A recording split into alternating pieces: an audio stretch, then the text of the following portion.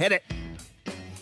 It's March 27, 2020, episode 73. I'm Patrick Ceresna. And I'm Kevin Muir. This week, we have a special return guest. Joining us today is fan favorite, ex-Merk jerk, and all-around terrific guy, Jimmy Jude. We then got Kuppy coming on to talk shipping, and then we're going to get to the top 3 things to watch next week. Okay, back by popular demand, our most demanded, our most celebrated guest ever, Jimmy Jude joins us. Jimmy, thanks for joining us today. Hey, fellas. Thanks for having me. I really appreciate you guys having me back on such short notice. I know we were planning maybe a summer reunion, but I think this is an opportune time for us to get together. Well, I figured that the world could use a little Jimmy Jude because you're always so much fun, and there's a lot of sadness out there and a lot of kind of despondency. And so it's good. And you know what? I feel great because as I am a bull, I noticed that you are a bull as well. Yes. You know what? I'm just an optimistic person. So even in the shittiest moments, I'm trying to, find the bottom. I'm trying to find that silver lining. I've never met a pessimistic millionaire. So, I mean, you gotta fucking keep it light, right? Well, I know. I think that Dan Loeb once told Kyle Bass that he doesn't see any short sellers in the Fortune 500, so he should stop and think about what he's doing. Exactly. I mean, being a bull, you're going to go through moments like this, and nothing's perfect. And to tell you the truth, when I was like younger, in my 30s and stuff, I was a total pessimistic bear asshole. I hated everything. It's probably because I I blew out, short option premium, but I realized you can't, the big lesson I learned is this shit bounces back every fucking time, So you can't stay at the party too long if you're a bear. I completely agree. I think so. Let's get to it, Jimmy. Let's talk about the markets. Let's talk about what you're seeing. You mentioned blowing out in short option premium. I noticed the other day, last Friday, a week ago, they blew out a very kind of established CME kind of market maker. What was the name of that firm? Was it Ronin? Yeah, that was the one. Do you know what those guys do? Do you have any color you could share with us? I have been to their office. They have a very nice koi pond and a little waterfall out front. It was very pretty, Too bad they didn't have left now. Exactly. The fucking fish are dead and the water's not trickling down the little pretty rocks anymore. It's funny. Those guys were like, when I talked to them, they were harping on how their risk control measures, how they're second to none. But, from, the whispers I'm hearing is these guys blew out, in VIX futures, VIX options, stuff like that, which, I guess I can understand getting crushed, but they must have been the only way I can see losing the type of money they lost is they must have been short really wingy shit that they were, there was no one-off event on the horizon that they could imagine that could, screw them like this.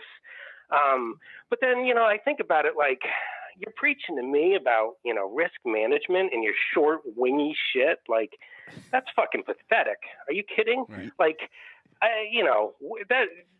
The guys who sold, cabs in the pit, the wings, the shit for 50 cents, the cheapest that you could sell, those guys were just they were losers that would just didn't, they didn't know how else to make money. So they did that shit, and then they would blow out every couple of years, and then they'd move on to the next thing, next clearinghouse, and they do it. So it was shocking to me that Ronin got taken down like that. But, they must have, I don't know, they must have fallen in love with their model, and their model told them that it was safe to, sell that wingy shit. But, that's been the kind of the downfall of many rich people is falling in love with the model. And I'm not talking Exactly. about the financial models only. But isn't that the way it works? I mean, when you're short gamma, you're basically right like 95% of the time, and then you fucking get blown out. It's like an insurance policy, insurance company, right? Like Exactly. you're selling, let's say, hurricane insurance, and it's like you're printing money, and then suddenly a hurricane hits, and then you have the big fucking payout. And if you didn't squirrel away enough money to actually weather the storm, then you're zeroed, right? And that's right. And that's what these right. guys And are I, doing, you know, right? it's funny. I used to know like locals at the CME and traders that was their model, and they knew it, and they didn't give a shit because they were like, hey, listen, I am going to kill it for the next 3 years, and then I'm going to blow out in a spectacular fashion, and I'll get fired, and then I'll move on to the next clearing firm, and I'm going to do the exact same fucking thing. And I only really have to do that cycle like twice in my life, and I'll have like $5 or $10 million, and I really don't give a shit. Someone else is going to get the bill. Jimmy, it's not only locals that do that; it's also hedge fund managers. Right, exactly. Yeah, because they do it with client money for sure. So one of the things that I heard was, have you ever seen the picture of the boat that says Moor Theta and it's MOAR Theta? Yeah, Jetta Marcus always tweets that out. I see it all the time. Yeah, so I think that was this fellow's boat, the guy who blew up. No, honestly, really, someone told me that's the boat. I couldn't. You know what I couldn't believe is how much money Ronin had acquired. Like these guys were huge. I think I don't. This was a statement I read. It was like the end of 2018. But they had like over $20 billion, and I don't know whether that was his money or whatever, or he had taken in money, or I wasn't really sure exactly what that meant. But Jesus Christ, They were a monster. Okay, so let's talk about how this market compares to other really trying times that we've that you've experienced throughout your career. Do you think this is worse than 2008? It was faster and more violent for sure, In 2008, that was a slow moving train wreck. You could see that shit towards the end of 2005. You could see weak hands taking these just your average American taking really poor, positions in the real estate market. People getting over leveraged that had no way of paying for this shit, taking all these crazy mortgages. So that was like a slow moving train wreck.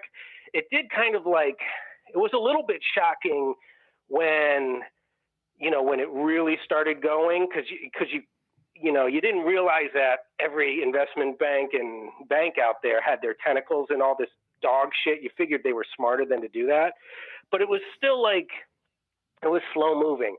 This was like a fucking grease fire, it caught me. I must admit, I said some stupid shit on Twitter and I was dead wrong about, I was complacent, I thought hey, listen, this is the flu. Everyone fucking chill out. But, even I was, and I have been through some shit shows. Not only have I been through the two major financial shit shows, but I traded natural gas through Katrina and where natty gas went over $15. I've seen some ridiculous fucking moves, and even I was like, holy shit, this is You're like a magnet to the fucking crazy markets, aren't you? That's right. Tell me what you're trading next, so I know where the next fucking shitstorm's coming. Right, I was trading the VIX during VIX Mageddon too. There you go. That's what I'm saying. So when you switch markets, let us all know where you're going. Absolutely, I will. I do have the uncanny ability to show up at every fucking fuckfest on the planet, and this one is this one was I figured in the beginning I was like, all right, I kind of I should have. I'm still not sure exactly what we're dealing with. There's so much bullshit out there, so I don't really know what we're dealing with.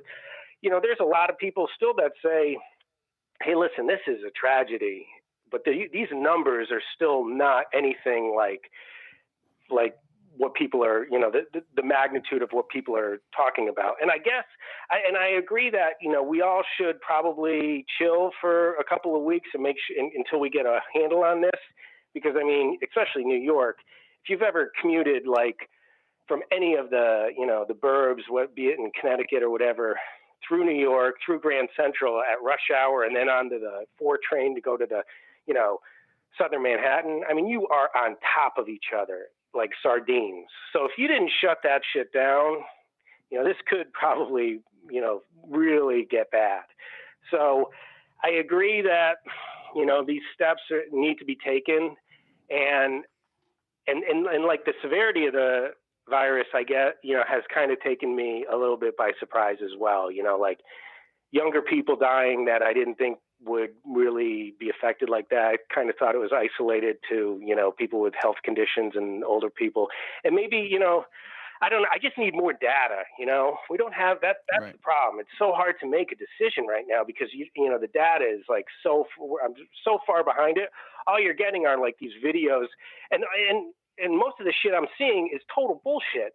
Like, I'll see a video of like a bunch of people sleeping in the hallways, and they'll be like, "This is New York's reality right now," and then like 10 minutes later, I'll see someone say, like, dude, that's bullshit. That's, in fucking Italy. That was 3 weeks ago, that video, So there's so much, like, crap out there. It's really hard to kind of gauge really where we are in this abortion, Yeah. Well, okay. There's a Jimmy Jude line. All right. So my question here for you, Jimmy, is this, right? Like, the market is a forward discounting mechanism, right? And so really the shock to the market came when the reality was that this was not contained to China. Everyone was for a long time just like, this is happening in China, but it's not going to spread to the rest of the world. And the real market dump happened when it became a reality that there's no way of containing this, and this is coming everywhere. But the thing is that the market now knows this, all right? And so the thing is that there's a lot of people that just hang on every next headline and where's the next growth. But the market now has, in my opinion, been discounting a lot of this. So, like, I think the market has to be thrown a new curveball to dump again. And I don't want to make this the problem I have here is that I was saying earlier that bringing you and Kuppy on the show is like having one big bullish circle jerk, and it's like I'm gonna be like the devil's advocate here because otherwise I'm gonna goocher for everybody. But for me, I think the market has to do something. Has to have a new surprise in order for the next major leg to happen, because it's not going to be a Corona headline, I don't think. Anyway, what's your opinion on this? Right. I think there's two components. There's like, do we flatten the curve here? We should be, on new cases and deaths. I mean, we're all like sitting at home, jerking off and doing nothing. So, I mean, the curve should flatten. That should probably occur. At least you have to assume that.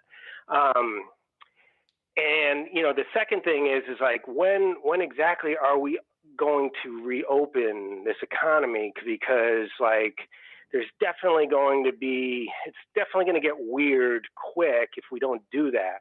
So those are the only negative things I could see like on the horizon that could cause like that next wave of panic is like, them saying, hey, we can't open it for, we were wrong. It's going to be 3 months or something like that. And then it's going to be like, oh Christ, like what does that really mean to the numbers? And, that's the only downside I fear. But you're right. The market is a callous bitch. She doesn't give a shit that your grandparents are dying. She's like, hey, grandparents die, go fuck yourself. If I've seen the worst, I'm not going down any further, and people are going to be coming in and buying this, So like I have like my scenarios that I'm trading. I have like a doomsday scenario. I have this low hold scenario. I do think that this last move, is definitely kind of like a bear market bounce that will probably have to like fail and retest. that's why I sent you, and everything I think about is predicated on, like a chart or a pattern or, some type of statistical edge, like I don't on Twitter, I know I just throw a lot of shit out there, but, a lot of it is, I'm actually doing some chart work behind it. So like that one chart I sent you where, the entire cascading shit show on the way down was just like bear flag after bear flag after bear flag. And, I'm like, I'm probably more of an artist than a mathematician when it comes to trading. So like, I love that pattern shit. Your drawing skills are phenomenal. I can see it. Right. You see, yeah, I know that shit. That's some weak shit compared to some people that like put stuff out on Twitter. But you get the gist where it's like, it was like flag, bang, flag, bang, flag, So now I like look at it and I'm like, Jesus Christ. So this last move up is like one of the biggest flags of them all, So now there's going to be, when this thing, or if this thing fails, I would probably give it a higher probability of failing and then there being a serious dogfight down near the lows, and either like we double bottom or maybe we don't take out the lows or maybe we take them out a little bit, whatever. It's going to be a shit show down there, a fight. And that's like kind of what I'm looking at. I kind of thought like we would probably maybe come up to, the 2,700 area in the S&Ps and fail. I don't know. We could still do that. We didn't. We're still in that last channel, that last bear flag. So, we could bebop back and forth to the end of the month. I know there's a lot of rebalancing going on right now with the way bonds have moved and the way equities have moved. So, it'll kind of be like the second half of next week will the moment of truth will come. But it has given like this news cycle a little bit of a respite here to kind of gather itself and maybe some good news happen. And, maybe the good news is like, at least like the government and people, New York seems to be at least getting their shit together. Even if the numbers are getting worse, it's not just like, the governor going, like last week, the governor's going on TV and just like, this is the time to panic. It's like, that's good advice, asshole. What are you fucking kidding me? This is the time to panic? Like I know you're saying that because you don't want people on top of each other, but Jesus Christ, choose better words. That's like Jimmy. One time I was trading the Japanese, the Nikkei futures during the period when there was the terrible earthquake, tsunami, and then the nuclear disaster. Yeah, that's what finished off Nick Leeson. Right? Yeah. No. This is the recent one. Like the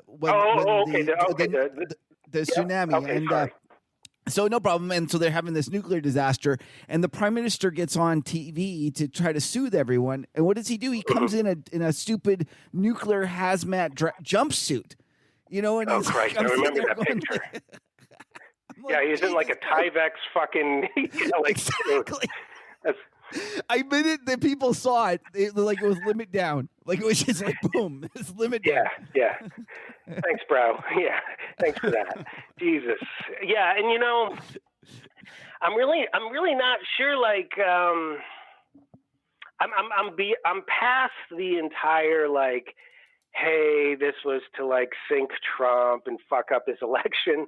Obviously, that narrative isn't exactly working out right now because, like I'm from Connecticut. I have a lot of relatives in Connecticut. I traded in New York, got a lot of friends in New York. Like shit's pretty real there right now, like it's definitely real.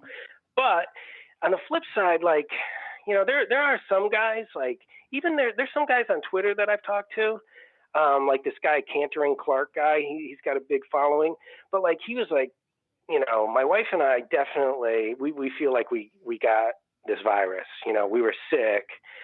It felt like the flu. We hammered it with like vitamins and vitamin C and the normal shit you'd hammer a flu with.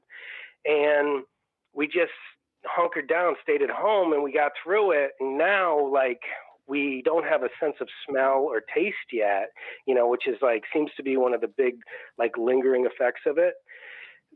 He's like, but we're feeling a lot better and we're on the upswing. So it's like, and there's a lot of cases out there like that, and I don't know what differentiates people from getting really sick and what, not. But I do like suspect, and I know this will go over really poorly with everyone, but I don't give a fuck, is I wonder, like, what percentage of the people that are like bum rushing hospitals right now are just huge pussies that are like, oh my God, I got a fever, I'm going to the fucking emergency room. When in reality, you could probably just chill out for a couple of days and hunker down and see exactly what, but with like all that negative rhetoric from, the governor and stuff, no wonder people are like panicking. Like, soon as they feel like shit, they're like, oh fuck, I got the corona, I'm going to die, and that's not necessarily true. Right. There's actually, I don't want to get too much into be like this a virus truther kind of episode, but there's some debate in England if they've actually had it in their society for longer than we think. And if you look at the stats, you look at the stats, they actually had a huge upswing in the number of flus in November and December. And so there is a question of whether we were just seeing the worst cases, and there was a whole bunch of people who didn't even realize they had it. So therefore, the mortality rate is much lower. But anyways, let's not get into that, because let's talk about markets, because there's so many people that you can go on anybody's podcast and do that. But I agree. I agree. Yeah, let's talk about the markets. Bullshit. So one of the things one second, Patrick, I have a question I want to ask you, Jimmy, because one of the things that I thought you were like I loved your Twitter comment about was the fact that you said this is a good rally, this is like a rebalance rally or a short covering rally, but the real big one won't come until there's a cure or like a solution for the vaccine for the flu, and at that point it's going to be a ripper. And like, I just want you to expand on that, what you're thinking, and kind of walk us through your thoughts. The thing I'm thinking, and you know what? It doesn't have to be a vaccine or this or that. It can just be like an uptick in this negative news can like start it. And then once we get that, like, hey, we've turned the corner on this thing, because, like we were comparing 2008 to this shit show. And like 2008, the Fed was pretty slow moving with a lot of their policies. Yeah, they moved shit to zero, interest rates pretty quick, and they, but they weren't like, they were fast on this, okay? They went all in, guns a-blazing, all right? And, so my thought process is, as soon as this, we get like, say we get a handle on this, we get a date where they're, the epidemiologists think that maybe we can like kind of get back to normal society and stuff like that, and guys can actually start doing the math on this thing again. And then you add in all that stimulus, maybe like a big fiscal package to back this up, maybe an infrastructure package. I think a lot more is coming. Forget about it. It's going to be fucking lights out. You're going to have just the way we had this speed and the shocking move down. It's going to be the same thing to the upside. Absolutely, 100%. So, Jimmy, I couldn't agree with you more. I think you could have a week of limit up moves. Oh my God! Limit up, yeah. Boom, boom, boom, boom. And you know what? That's why I was saying like that. I needed to like. I was trying to like buy and scalp and like rob Peter to pay Paul, because I know that like soon, if that happens, I will not want to buy after that first move up, because I'm a cheap bastard and I'm not buying up 20%. Fuck that. You know what I mean? And then I'm going to sit here, with my dick in my hand saying, oh, motherfucker, if I don't have that like anchor price, you know what I mean? I need that anchor price to psychologically like buy a little bit higher if I need to, Yeah. And so, Patrick, you're saying, oh my God, that's so crazy. Yeah. And listen, I think what you're missing, Patrick, is the amount of stimulus that's thrown at this thing. It's just obscene. And Jimmy is bang on correct when he says that the Fed is being really, really fast. And let's just think about it. In '08, who were they trying to save? Some greedy banksters. This time they had the moral kind of the moral ability to go and say, no, we're saving the system. We are going to do whatever it's going to take. And Patrick, the amount that they put into the system, it is huge. All right. Let me push back. All right. So my pushback on this is that back in 2008, there was not a synchronized, simultaneous shutdown of the global economy to the magnitude that we had in one moment. And the thing is that we had a system that was arguably even 3, 4, 5 times more leveraged than we were in 2008. Maybe not, we didn't have subprime issues and other things, but the amount of debt and leverage within the system was astronomical. And then you had this shock where you had everything shut off all at once. The only way to actually counter such a shock is to counter the shock with a ridiculous stimulus package to just bring things back to equilibrium. This is not the moment. But Patrick, how do you know it's just equilibrium? How do you know they're not going to way overshoot it? But they'll shut it off the moment they overshoot. They'll shut it off. Oh, Patrick, it'll be too hard. You won't be able to shut it off. Oh my! You've already spent it. You already did the stimulus. Too. That is a great point. I totally agree. I would never argue with you on any of that. But if you see the Fed morphs. If we've seen anything from like '08 to all the way up, they are not going down. Okay, they will morph their policy to fuck anyone betting against them the entire way. So, say you are absolutely right on everything, and this is unprecedented, and we've shut down society, which is 10 times worse than '08. Well, you know what? And this is why I tweeted it out there, and it drives people fucking crazy, but you watch, they'll do it. Next thing you know, they and Mnuchin will go to Congress and they will get the fucking right to buy equities and be a last resort liquidity provider, and they will jam you up the pooper with printing money and going into ETFs. Did that help the Nikkei? Did that help the Nikkei? Did that? No, how's Patrick, that helping Europe? Okay, 1 second. Come on, Patrick. Okay, whoa, I'm going to push back here. So the Nikkei, they buy almost nothing. Everyone goes on. Jesus. It's 20% of the ETF volume. They almost have no ETFs. They buy so little. It's such a joke. They are a top 10 shareholder in almost every stock within the Nikkei. No, they are not. Yes, they are. No, okay. Bullshit. No, I call bullshit. But couldn't you say they let Rome burn too long before they adopted that policy? You know? Yeah, but this is a lot earlier. Europe's not doing it. And if anything, think about it. Switzerland owns all the U.S. Don't forget the Swiss National Bank monetizes against U.S. equities. The precedent is there. Anyways, I'm on Jimmy's side. They're gonna buy that. At the very least, they're gonna do it on credit, and they're gonna buy every asset that. I refuse to agree with you guys because we'll Gucci for everybody if I. Yeah, I know. But so I am going to take the opposite side. I'm taking one for the team here. Well, the good news is everyone will be saying you're awesome, and everyone will be saying I'm a total douchebag tonight. For the rest of the night with my view. I'm sure about that. Even guys I really respect. Listen, everyone on Twitter, and you know what? Everyone can please let Jimmy and Kevin know how much they are wrong. Please go right now onto Twitter. But you know what? Dude, seriously, I'm not arguing. I'm not really arguing whether the validity of it or anything like that. I'm just thinking that this is, something that is definitely possibly could happen, and I have to take that into consideration when I trade, and in my decision making in my investments, because I feel like it's coming, and whether or not it works or not, I know it's going to create a move when it's announced, and I know that it's probably not going to happen unless we see a major breach of the lows.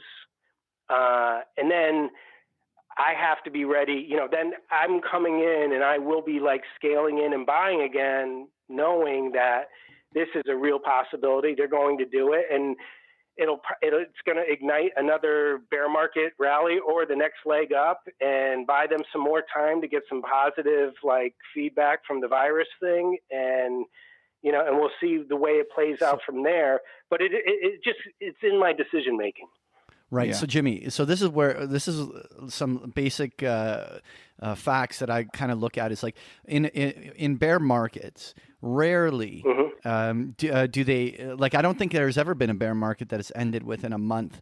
And so like usually but Patrick, bear markets. One second. Stop. Let me make my point. Let me make my point, and then you can push back. Okay. But so most bear markets take 6 months to 18 months to play out, and the first buy on dip is always the retail investors that see that their favorite stock that was trading at $100 just hit 50, and they saw that it hasn't hit 50 for the last 4 or 5 years, and that this is a generational opportunity. So they load the boat, and in the second phase of the bear market is always schooling them, and the sentiment at the bottom of a bear market is nobody wants to buy because they're so depressed, and that's the actual bottom. And so if the narrative that I hear from Kevin happens where suddenly that rips, this would be like the first bear market where they never broke the will of the investors and it just suddenly came ripping back without going through the typical cycle to first destroy the sentiment of everyone down to rock bottom. Anyway, go ahead, guys. Feedback on that. Well, I'll just say quickly that this is you're using history as an analogy, and I would say that most bear markets are created for much different reasons than this, and we can see by the speed upon this that any sort of playbook like that has to be thrown out the window, in my opinion. Oh God. Right. Can you, is this structural, or is this an event? You know what I mean? So it's like kind of hard to compare that shit. I don't think, that's why every like kind of positive thing I say is always predicated on like, hey, if we get a turn in this negative news cycle from the virus, with as much stimulus has been thrown at this, you can throw that other shit out the window. Now, if it just remains this like kind of lamaze where we're like we just like get Trump saying the same thing every day, we're all still sitting at home and all that bullshit, and it just kind of lingers. I'm with you. Then your scenario is absolutely probably next up, and when I look at the market. That was like the second chart I said, like that's like my, if this, like that's kind of the, Patrick scenario where we crash through the lows.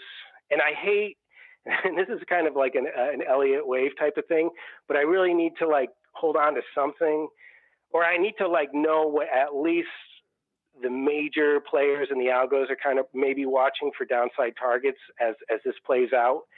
And when I look at like huge moves like this, especially like historically, a lot of them do play out in this like Elliott wave, 5-wave pattern. I can't stand Elliott wave because everyone always shows it to you after it happens, and then they're like, see, this is fucking perfect, textbook Elliott wave.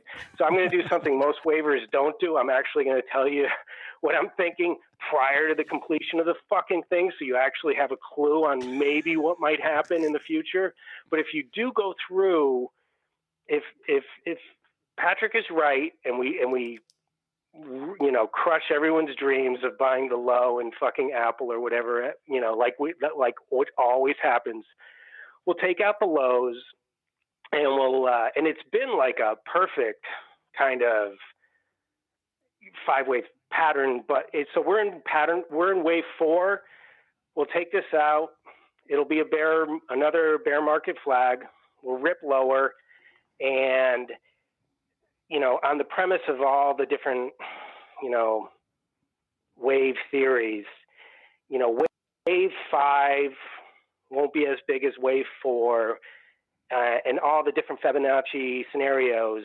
So like we'll be the bottom of the final move will be either a great scenario would be 2152, a mediocre one would be 2015, and a really dog shit one would be 1813.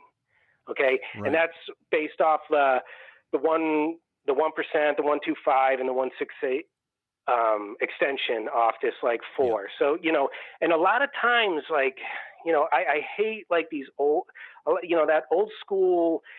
Wave and Fibonacci shit is dog shit. But when you get to an area that is like where everyone is just, kind of flying by the seat of their pants, they revert back to that shit to see where the road is again, So would be it's like a self-fulfilling prophecy. I'll agree with that. And I use all that shit. So I appreciate you calling all shit. But in the end, it's exactly what it is that traders need to anchor themselves on something. And so when all traders see the same levels, it becomes a turn point where the liquidity shifts, right, because enough people are making decisions, and becomes like a self-fulfilling prophecy. But it works because traders don't have anything else to anchor themselves on, and so knowing where these levels are helps to discover turn points, right?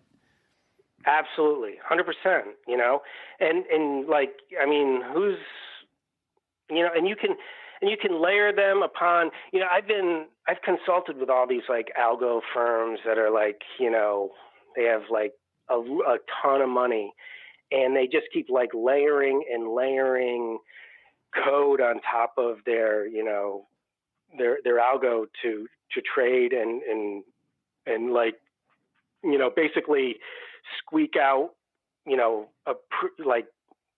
percentages that like most future traders would be like, what are you fucking kidding me? You're looking for 6%, but and the way they do it, they're like, these are the things that they're like programming, and they layer them with like, momentum oscillators, and they over and over, all this different stuff, but it's in there. And when the ship breaks free of the moorings, it reverts back to like what this code, is written on, and you'll see it all of a sudden start trading like super technical again. And you're like, wow, this is kind of like, a lot of these charts I look at during the day when I'm trading them, I'm like, I can't believe that fucking spot worked. That spot hasn't worked in 20 years, and it's worked like, all week this right. week.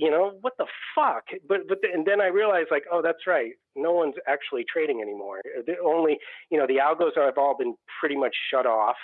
The fuck job HFTs are like, hiding in the woods, pissing their pants. And, the only ones trading now are like old school dudes that are like, yep, this is the spot. Here we go. And this lines up with this, and, yada, yada. And it's kind of cool, to trade. And old school trading is back. Okay, speaking of old school, I saw that you worked at MBF. Is that was your time that was your time in New York? And so for those who don't know, that's Mark Fisher, who's a very famous floor trader that has a bunch of independents working under him. And I was wondering if you could kind of share any stories. I'll just preface this by saying that I read his book, and I think his book is one of the most outstanding books on day trading that is out there. It's so simple, yet it's like it's really like the main thing is if it's above the opening range, you don't sell it, and if it's below the opening range, you don't buy it.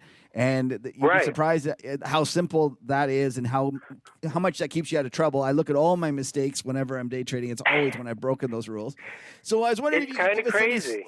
It's kind of crazy that it's that simple. You know what? Fish like developed that like, and I like when I first got there and I met Fish, and I learned the guys were teaching me the Fisher trading system. I had already been trading for like, I don't know, 10, 12 years. And so I was looking at it, I'm like, are you shitting me? You guys fucking trade off this? This is like, a fucking, a retarded guy could do this. And then I was like, maybe like that's why Fish invented this, is so he could teach it to a bunch of, retarded floor guys in New York, like to trade all in unison. And, but when I actually met Fish, like, because when you work for him or you clear through MBF or anything, like there's like that you meet Fish moment where you have to like go into his office, and it's like a scene out of a movie. You know, it's like this gigantic fucking office with like views of, you know, Statue of Liberty and the Hudson and shit, and Fish is like behind, you know, his desk like Dr. Evil, and he's got like 5 Chinese guys sprinting around with like, you know, going from he with like trading stations all over the office, and he's just like screaming shit at him.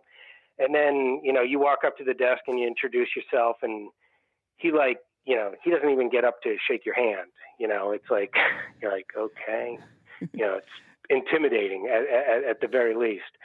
But then he, you know, describes like his path, you know, like he came up with this system when he was in college, you know, and he killed it. He made millions of dollars, like trading. I don't know where he was, Harvard or something. And he said, fuck it, and dropped out, and then went down to the Merk and made more money.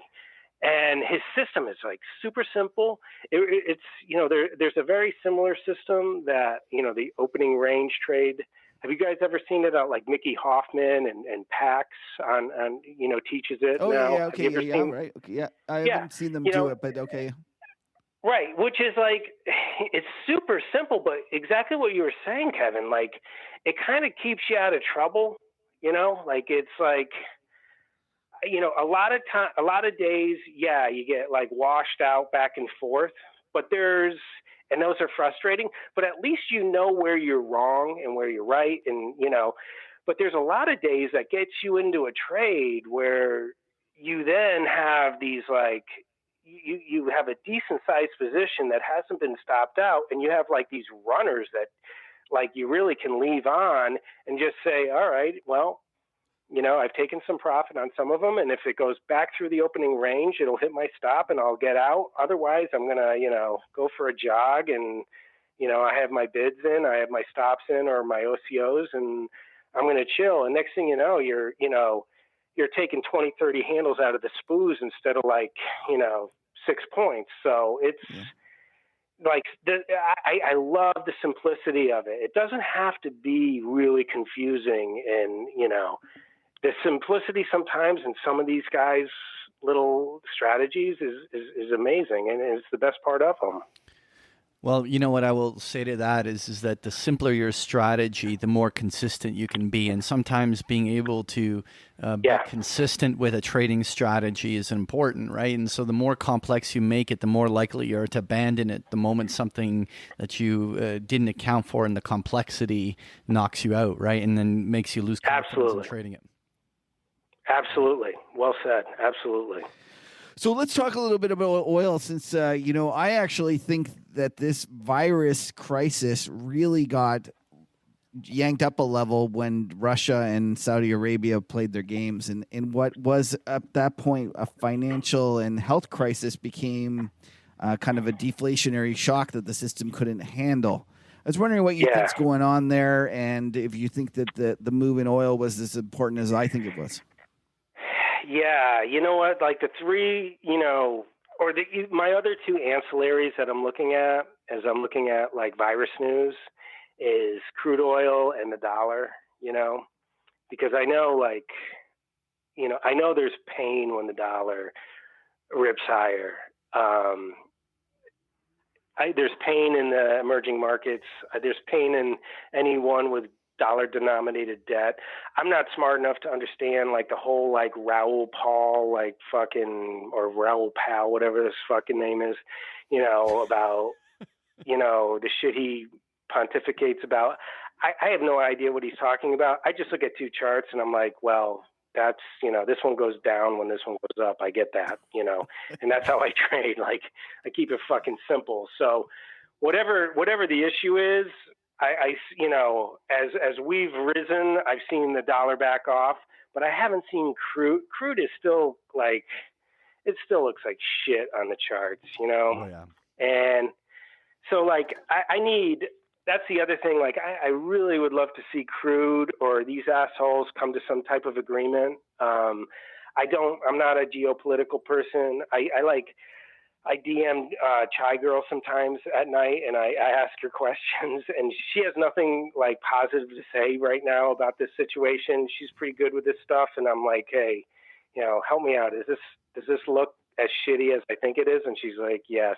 So until she says no, or until, you know, some analyst, Kilduff, whatever, I don't know who the fuck out there, you know, like gives me some, you know, positive views, I don't know how far we can bounce, but I know that, like, I do think this, like, you know, that like moment we've talked about, like, if we do get positive news and it lights this candle, like, I don't give a shit about Crude at that point. Crude will follow. Crude, you know, I know Crude's kind of like, you know, he's kind of like that annoying uncle, like the part, you know, he's going to ruin the party, you know, because he's drunk and fucking talking shit in the corner. But, like, you know, if everyone else, you know, if the party ensues and things get really good, you'll just ignore his ass, and then he'll kind of fix himself, you know. So, like, right now, but, you know, so basically right now, he's a problem. Crude's a problem, you know. I'm not like, you know, I don't look over at Crude and say, this is a V bottom. We're good. You know, someone knows something, you know, I look over at it and say, fuck, this is, you know, we could have more pain. So I thought that happened on like Russia was Friday, and then Sunday was Saudi Arabia, and that to me was when the sell-off became a crisis, and from that moment on, everything just went batshit crazy. Like, it really did. And here in Canada, we actually experienced it way worse. And Jimmy, the stories here about like hedge funds and credit funds blowing up, it's huge. Like, we're actually, because at least you guys there have the Fed buying everything. It was only today that the Bank of Canada started QE. So we had stocks just going no bid, and just people getting absolutely crushed. Like retail that was stuffed in all these like supposedly kind of yield type stocks. The stocks that, you know, used to go up and down, kind of $5 would be a big move. They got halved in this period. There's just like it was a huge liquidity demand, and it was just ugly. So it is. Yeah, I know it is ugly. And, so and that's a huge component of these economies, you know. So you can't have that. You know, that's the problem. There's so many different things right now that are like on fire to put out. So Jimmy, you know, do you track Canadian, the Western Canadian Select Oil? No, I don't. It hit like single digits, like $8. Single digits, Patrick. It was $4.50 today. Yeah. So really? basically, how can I look at that? Like, how do you look at that? You could even go to you could just go to oilprice.com and just look at the like all the global oil prices. But point is that like you could buy a barrel of oil in Canada cheaper than a Starbucks coffee. Oh Christ. Jesus. I told one of our traders, Patrick, that, and he said, I'd rather have a bag of milk. And I thought to myself, well, that's the most Canadian thing I've ever heard, because most Americans don't know what a bag of milk is. Bag of milk? What the fuck is a bag of milk? See, exactly. We do a milk in bags. And then we have like little containers. Yeah, honestly. Yeah, that's a Canadian thing. Yeah. Honestly, God, we bag our milk. Insane. We bag our milk. It's like ketchup chips. You don't know what those are either. No. Like, right? But what do you mean you bag your milk? Do you like it's like a it's in a can't bag of milk. Envision that. It's like a bag, and then you have like everyone has like a little container, and they shove it in there, and then they cut the top, and then you pour it from there. Holy shit! Yeah, I know. Wow. Things weird. I know. I've never heard of that. That's fucked up. I love Canadians too, by the way. You know, that's all right. No problem. But we bag our milk. Like, what the fuck, right? Yeah, we bag our milk. That was kind of weird. That news, like, you know, Trump sending troops to the Canadian border, and you know, like who has it? I don't even know who has it worse. Is it? Are you guys trying to keep us out, or are we trying to keep you out? This is actually a huge point that I get kind of frustrated with. We supposedly, I saw something on the Bloomberg that it was a reporter talking to the U.S. ambassador to Canada, and they were talking about how you guys, Americans, closed the border to the Canadians. And the U.S. ambassador to Canada said, you got that wrong. The Canadians closed the border to us. Because, you know, like, listen, you know, you're a big country. You guys have it a little worse. And, you know, one of the things that I've said is that you guys are a freedom-loving country that does distrust your government, and basically you're the most individualistic society out there. And that's usually a terrific thing. But when it comes to the virus, it actually is probably not the best. And if you think about, like, the countries that actually were best able to deal with it, like China, like the reason that they were able to do it is they dealt with it well? Well, no, they got rid of it relatively quickly, I would argue, versus Italy, because they have no freedom. Because they're lying to you about their fucking stats. Oh, you think? I don't think that's it. I think that they That's the beautiful part of being a communist system. You can just say this is the truth, and everyone has to publish that shit. But my point is that the more freedom your society has, the more challenges you're going to face trying to because you with can't lie. Definitely. Well, not just can you not lie, but you also have trouble. The society members don't. They're like, fuck you. I'm not going to go to my house and hang out there. You're not going to tell me what to do. Exactly. Yeah. Exactly. So you should see Florida right now. You should see the retards down here. These guys are like, I mean, I cannot pass a shitty fast food restaurant that doesn't have a line wrapped around it twice for takeout, you know, as if like, you know, I don't know. Florida it's style like, stockpiling. There's this many Floridians eating shitty fast food, like, and going inside, or are they all like panicking and can't cook and like are like dying for a greasy supply burger? of cheeseburgers. But it's like they're risking their lives for this. Like, dude, stay home, cook your food. What the fuck are you doing? So you know, it's unbelievable. So I think actually here we're adhering to the government. You know, we're being polite and listening to what the government tells us to do. And I suspect that our value is going to be below 1 very shortly, and that we're going to get a handle on this. But maybe I'm talking optimistic again, Jimmy. I like to be on the optimistic side and think the best, but who knows? Canadians do seem to be more pragmatic. You know, you guys. I mean, you do have, you know, you got your fringes up there, you know, but on a majority of your population seem to like have a higher IQ on aggregate. We have some. I wouldn't say that. I wouldn't say that. That's not quite. But I do think that. Well, I watch Trailer Park Boys, and I love that show. So I know it's not all of you guys, but you know, like you seem to be. Bubbles. You know, I've been to Montreal and stuff, and it seems to be. You know, you put a strip joint next to a bar, next to a McDonald's. Like that makes sense to me. You know what I mean? Like, you know. We don't always use our melons around here, so. So I'm shocked that you went to Montreal and you went to a strip joint. That's very unusual. Right? It's very unusual. Nobody does that. They're like every third store. They're next to a Gap up there. It's fucked up.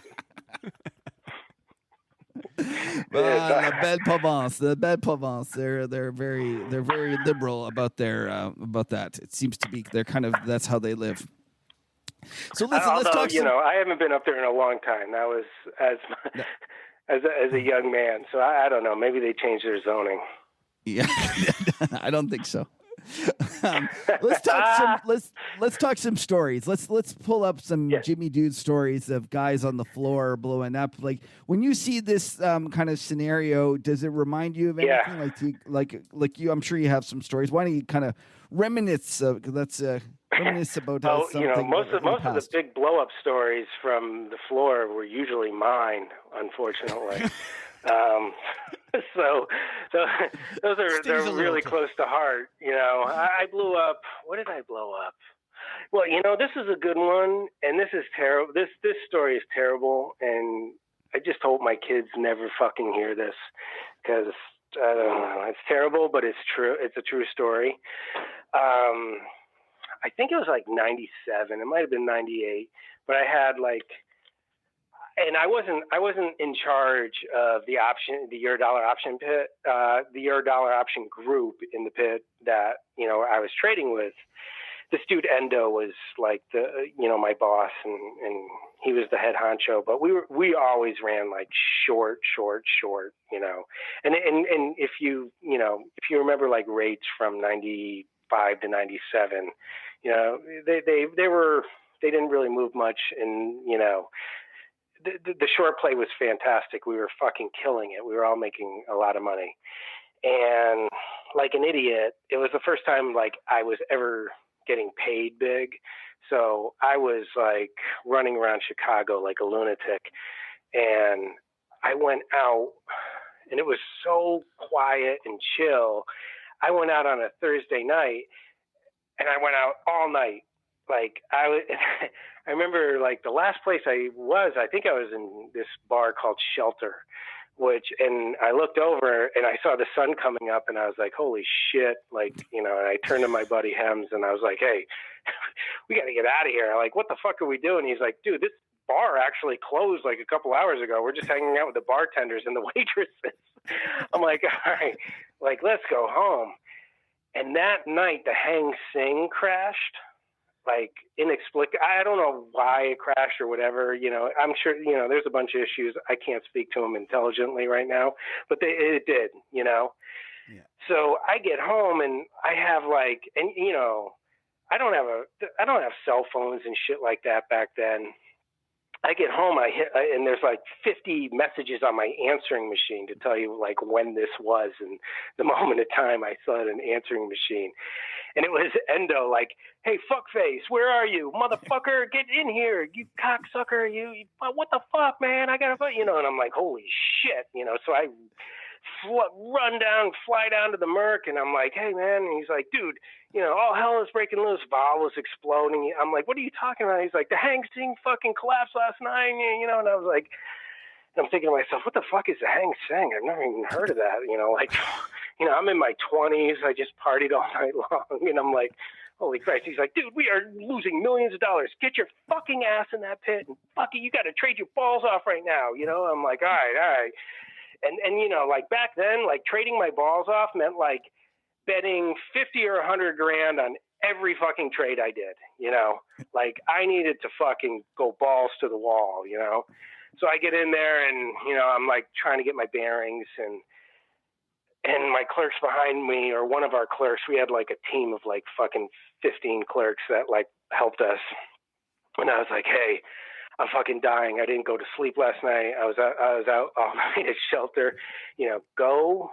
And there was like drug dealers all amongst the pit, like there was probably 15, 20 really good drug dealers in the pit. And I was like, go find me some fucking speed, because I'm about to faint right now, and I need to trade my balls off. So I don't, he's like, speed? What do you mean by it? Like, what are you talking about speed? I'm like, anything. I don't even know what speed is, but get me something that'll get me through the day immediately, motherfucker. Cause I got to take care of business here. So he's like, who should I talk to? And I'm like, go talk to a friend of mine. The dude that I was at Shelter with, was this guy, Jeff Hemmings.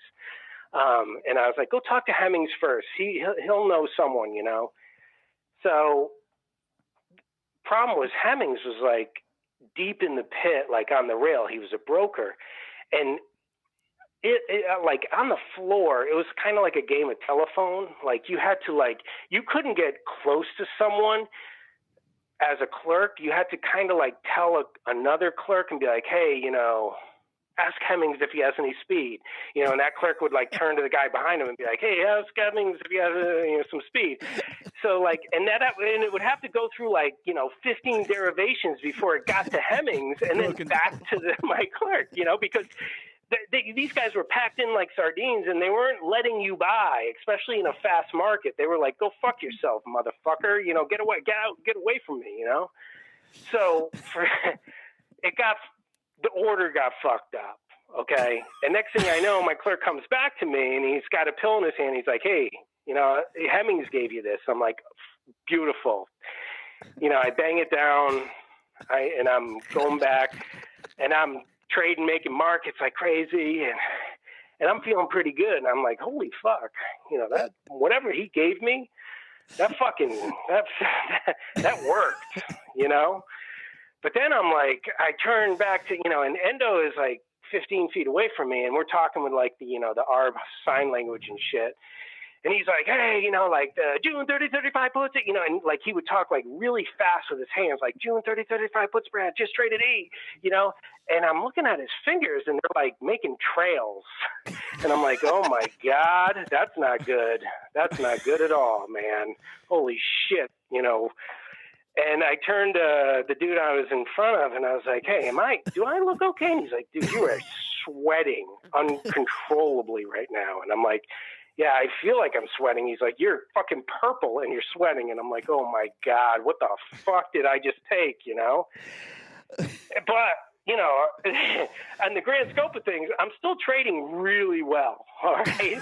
I am like fucking nailing shit. Everything I touch is like a fucking 50 or 100 grand winner, and I'm like fucking working it. So I'm like, hey, whatever. I don't know what I took, But then Endo starts like talking to me again, and I can't see. Now it's like his fingers are just this like kaleidoscope of shit. And I'm like, hey, I turn to my clerk. I'm like, look, dude, what the fuck did you just give me? Because this is getting weird.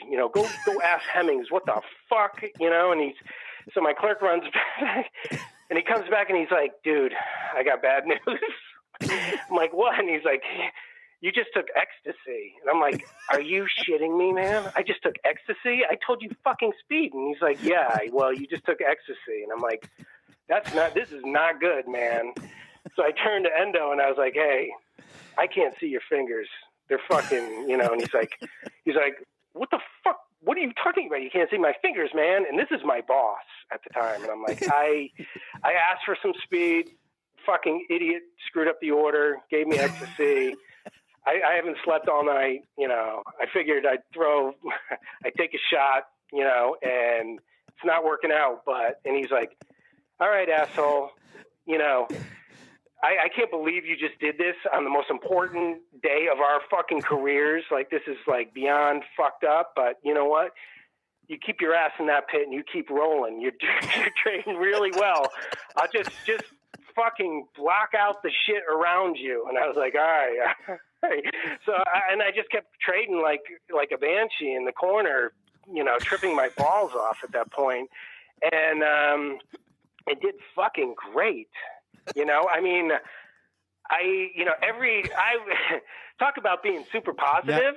I was positive. You're encouraging all our young traders. Now they're going to start experimenting to see if they can trade their balls off. Yeah. By the way, do not do this. So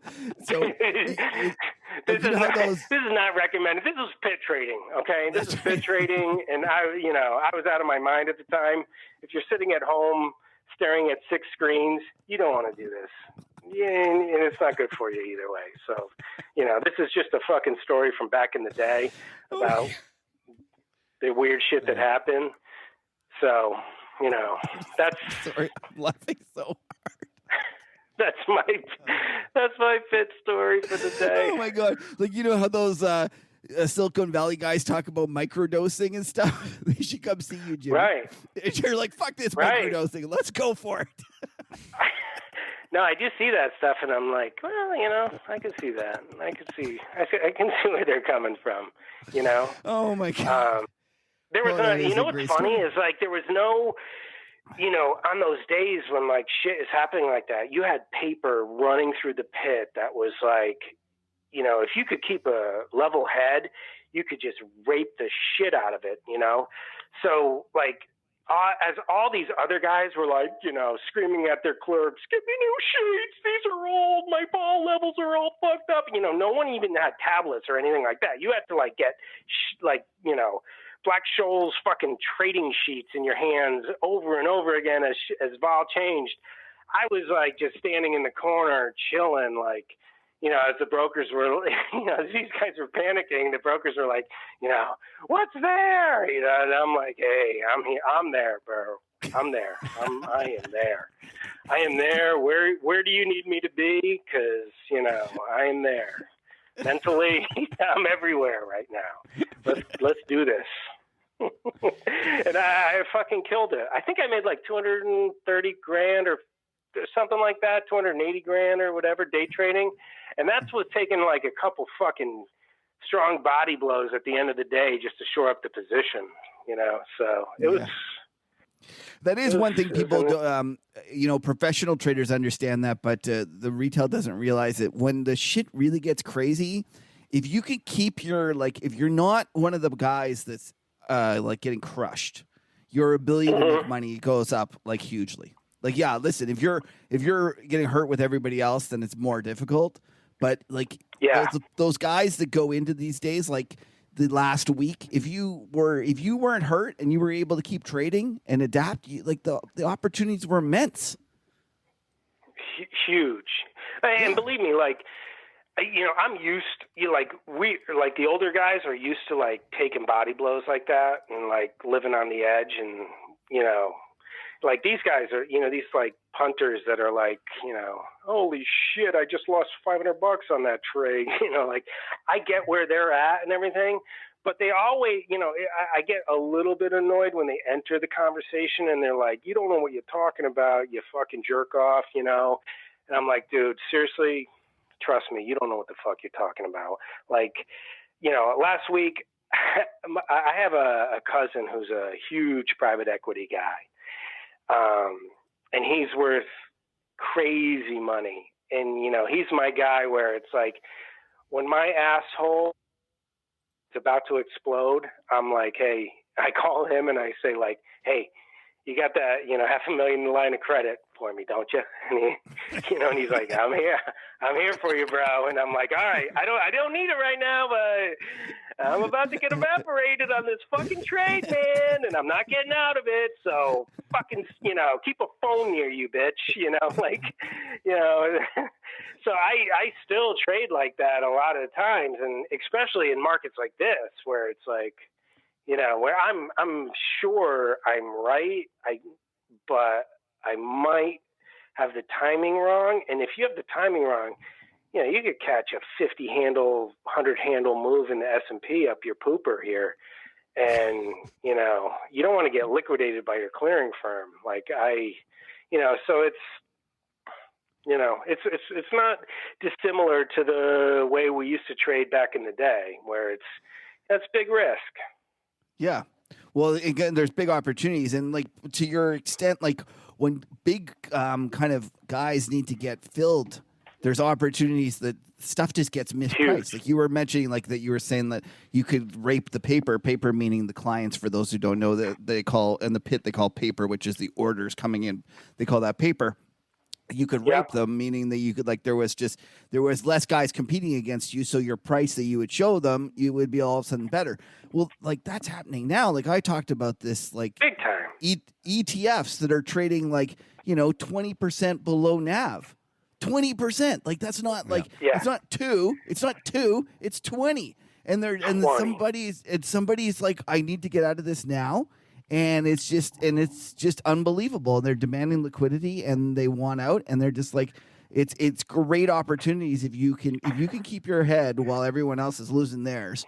It's great. And I'm not trying to say that I'm always good at this, but I'm just saying that for those that are interested in trading and kind of want to understand, this is as I used to what I joke about in Top Gun, when this is a target-rich environment, even Goose could get laid in a place like this. Really. This market also has taught me, even being an old fuck like myself, I have, back during the shit shows of past, I didn't really have Twitter, so I didn't have as much human interaction as I, in such a large audience as I do now, as this is unfolding. But I've also learned this dude, this David Bell dude, said that he was entering this Roku trade the other day, and he was entering it on March 19th, which was the day before we really got fucking smoked. We got smoked on I think the 20th, but he was I love the Roku trade. I'm coming in here, and I looked at the chart on it, and if you've been trading any of this shit long enough, you realize every chart makes the same pattern. So you can apply. A lot of young guys don't realize that once you learn how to trade, you can trade anything, you know? So I immediately pop up this like Roku, and because I was like, oh, Roku's a good idea. You know, everyone's sitting at home, everyone's no one's going out. Like that's a good idea. And I looked at his, you know, the pattern he was buying on and everything. But then I looked at the SPUs and I was like, fuck. You know, this is probably bad. This is probably a great idea, but bad timing. You know, like he's gonna get fucked on the fact that the broader market is gonna sink. But this is, wow, what a great setup if this wasn't the way it was. And the SPUs came off like 300 handles. They went from like 2,500 to 2,200, like on a straight shot down. And Roku went from, you know, $70 up to like, you know, 90 or $100. I think it was 90, you know, and I was thinking like, oh no. Yeah, it was 90. So, and I was thinking like, holy shit. Like I had never seen that before. Like that was something new I had learned. Like, you know, shit is happening in this market and it doesn't necessarily like that. I would have vomited that trade like at 75 and thought I was a lucky bastard as the SPUs dropped 300 handles. But, you know, like good ideas, like, and silly shit that you think about, like, hey, you know, people are using Roku right now more than they're using anything. You know what I mean? Even when the broader market is getting pummeled, like there's those little divergences and shit that like you can make money on. Like there's an endless stream of shit you can make money on if you keep your cool and you stay positive, you know? Yeah, I 100%. There's just so many opportunities. Like it really is. It's great. And like, and you're right as well. The other thing that you highlighted, the fact is that relationships that you thought would have worked in the past no longer work. So you're no longer constrained as much almost. Like Roku can go straight. Roku can go straight up and the stock market can go straight down. It's like anything can happen. Anything can happen. So why don't we talk about like things that you see that people are doing wrong in this environment, and like after your years of trading, you kind of have learned and you see people making the same mistakes now? I think most of the things people are doing wrong now is they're trying to look at shit logically.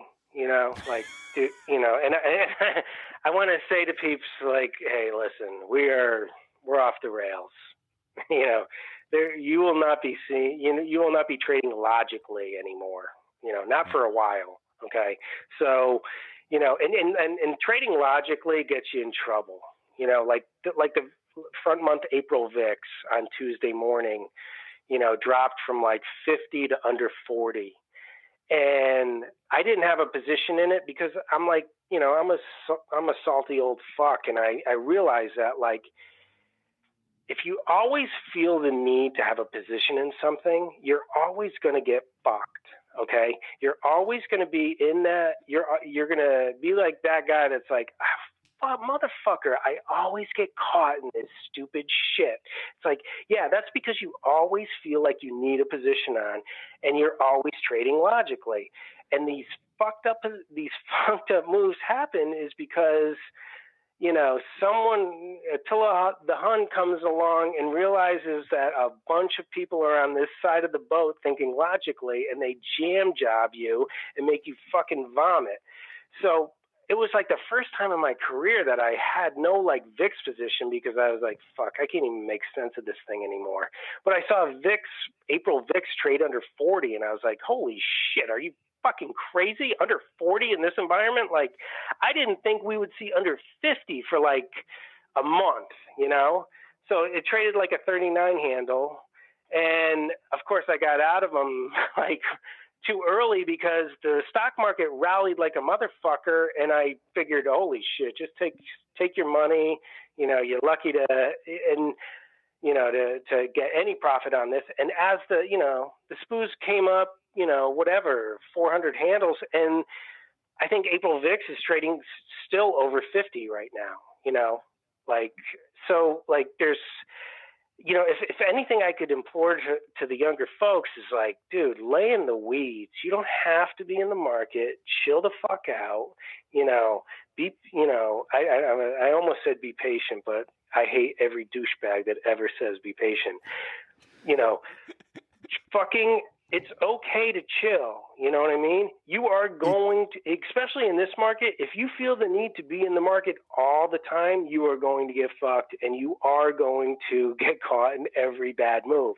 Wait for the extremes. Wait for the fucking rubber band to like stretch and everyone to, you know, get fucking puked out and then enter. It's a scary spot to enter, but you know, that's what separates the men from the boys. Well, and then, Jimmy, I think that it's a great point in that if you don't have a position, it's much easier to see those opportunities. And in the past, you would have been 100%. long, and you would have been the guy trying to get, you know, you would get squeezed out. And now all of a sudden you look at it, you go, hey, wait, this is everyone getting puked out. I'm going to stand in here. Instead of being the guy puking, I'm going to be the guy that's, you know, catching all the puke. But I'll tell you a story about, I don't know who told me this, but there's like, you know, one of these places, these shops with all like, you know, proprietary trader guys, and most of them sit around and they bang S&Ps or whatever it is back and forth and stuff like that. And the most successful trader is this millennial guy, and supposedly he does tons of drugs, like he just smokes drugs all the time. He sits around and he waits and waits and waits for like this strange spread on like Euro stocks versus S&P. It comes it comes around once every day or two.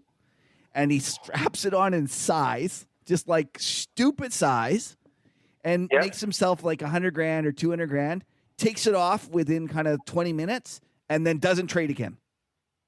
Yep. Dude, I have seen and met that exact same man like 4 or 5 times in my career. I've never been able to be that guy, but like, I have seen exactly what you're talking about and just marveled at that motherfucker. Like, I mean, like when I was in Chicago, I was trading at this electronic firm and we were massive. And this dude, Chad, and I had to like go through these like stupid little fucking classes, okay, because everyone did that entered this firm, even though I had been trading for, you know, a while. And I was converting from the pit to electronics. So I was like, all right, I'll be open-minded, whatever. But like, you know, the guys teaching it were these jerk-offs that were like, you know, get a good night's sleep and make sure you know, take care of yourself and eat well before you come in and this and that, you know. But the top trader in the firm was this dude, Chad, who was just a pot-smoking degenerate, okay? He was like... He lived off Doritos and Diet Pepsi and chain smoked cigarettes and weed. Like, I mean, I don't even think this guy like ate like a meal during the day, but he would just he would flip like 1,000 10-year at a clip. Okay. And this is when the book was really, really thick and it was kind of slow moving, but he would roll into work at like 8:30. Sit in his chair and just fucking stare at his screen and stare for like hours. And then during that one moment, he would just be like, click, click, and just like take it for like a tick or two and make like 32 Gs, 64 Gs, boom, boom, boom, you know, bang. And then he'd get up, like put a fucking cigarette in his mouth before he even like made it to the door, and he'd blaze out that door. And like, I've seen so many guys like that where it's like, fuck, I'm doing this wrong. You know, like, what am I doing with all this chart work and thinking about this shit? You know, I need to be like Chad. But you know what? Like, I don't know. If you can be that guy, God bless you. I can't be that guy. If I was like Chad, I'd be dead right now, actually. But, you know, don't be Chad. You know, don't be Chad. Well, no, be Chad, but don't be Chad. Yeah, right. But you know what? You can draw a little bit from the Chads where it's like, hey, you know, keep it simple, man. And don't be in until you need to be. And, you know, chill and wait for that fucking moment. Because if you don't chill and wait for that moment and you carve yourself up, then you'll see that moment later after you're just like a fucking shell of yourself from carving yourself up, and you'll be like, oh, fuck, that was the time. And I did a one lot, you know what I mean? Like, And it's like, you should have just fucking chilled like Chad. And you should have done fucking 50 there, you know? And you That could should have be a been smoking Huddle. That cigarettes should be a and Huddle weed. saying. That's going to be a Huddle saying, chill like Chad. Chill with Chad. Okay, so Jimmy, listen, we got to wrap it up soon. So let's leave it with one last kind of thought. What would you like to leave our listeners with? What are your kind of your All right, my last thought words is of this, wisdom? you know? My last thought is this, you know, I don't know if the low is in. I know we're in like this like sick bear flag. Fucking throw up your channel. You'll see it. Everyone's looking at it. It's not a big deal, you know. And we break it to the downside, which is probably going to happen. Look for the battle at the lows. You know, don't assume. I'm not assuming anything. I'm not assuming the low is in, and yet I'm not assuming that's not the low. You know, real traders that have been through the ringer don't speak in absolutes. So it's all a fucking day by day situation. Reading the tape. And nobody's been in this situation before. I don't give a fuck who you are. Okay, this is fucking totally uncharted territory. So, you know, keep your shit wired tight. Don't blow out on some stupid fucking thought, you know, and there's a lot of money to be made. You know, even if you just stare at your fucking screens all day one day and don't trade because you just don't get it, well, then don't fucking trade. Just chill, you know. But if you are trading from home and you have that opportunity, you're one of the very few blessed people that still have an opportunity out there to make some money. Because everyone else is just sitting at home praying that, you know, their fucking job starts soon. So don't fuck this up, okay? Don't fuck this up. That is a great last, like, 3 sentences or whatever it is, or three words that you did. So, Jimmy, listen, it's been a pleasure. Chill like Chad and don't fuck this up. But listen, where can people find you and kind of reach out and talk to you if they want to get a hold of you?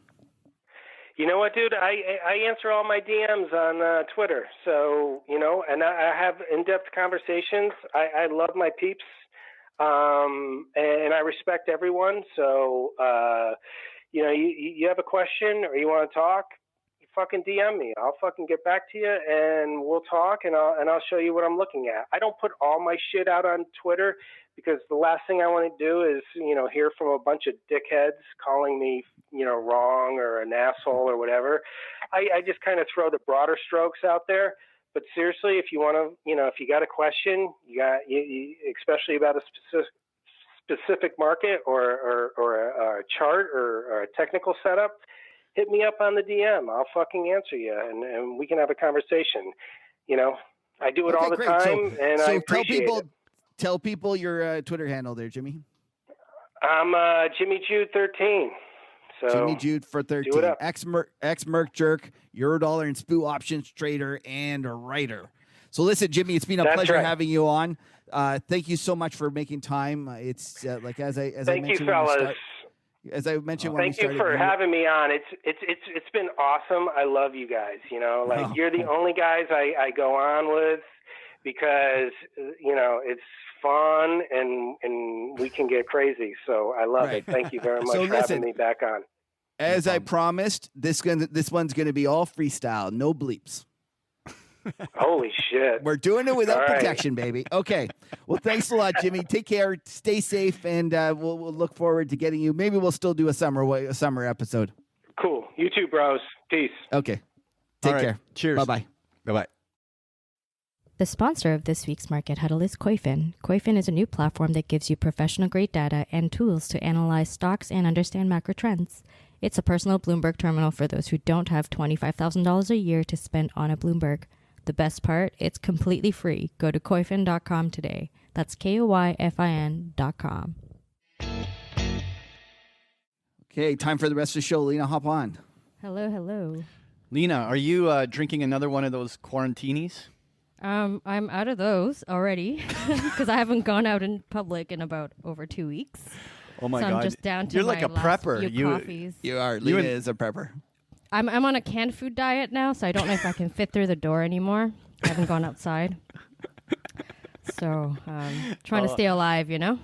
Kev, what are you drinking? Le Bat 50.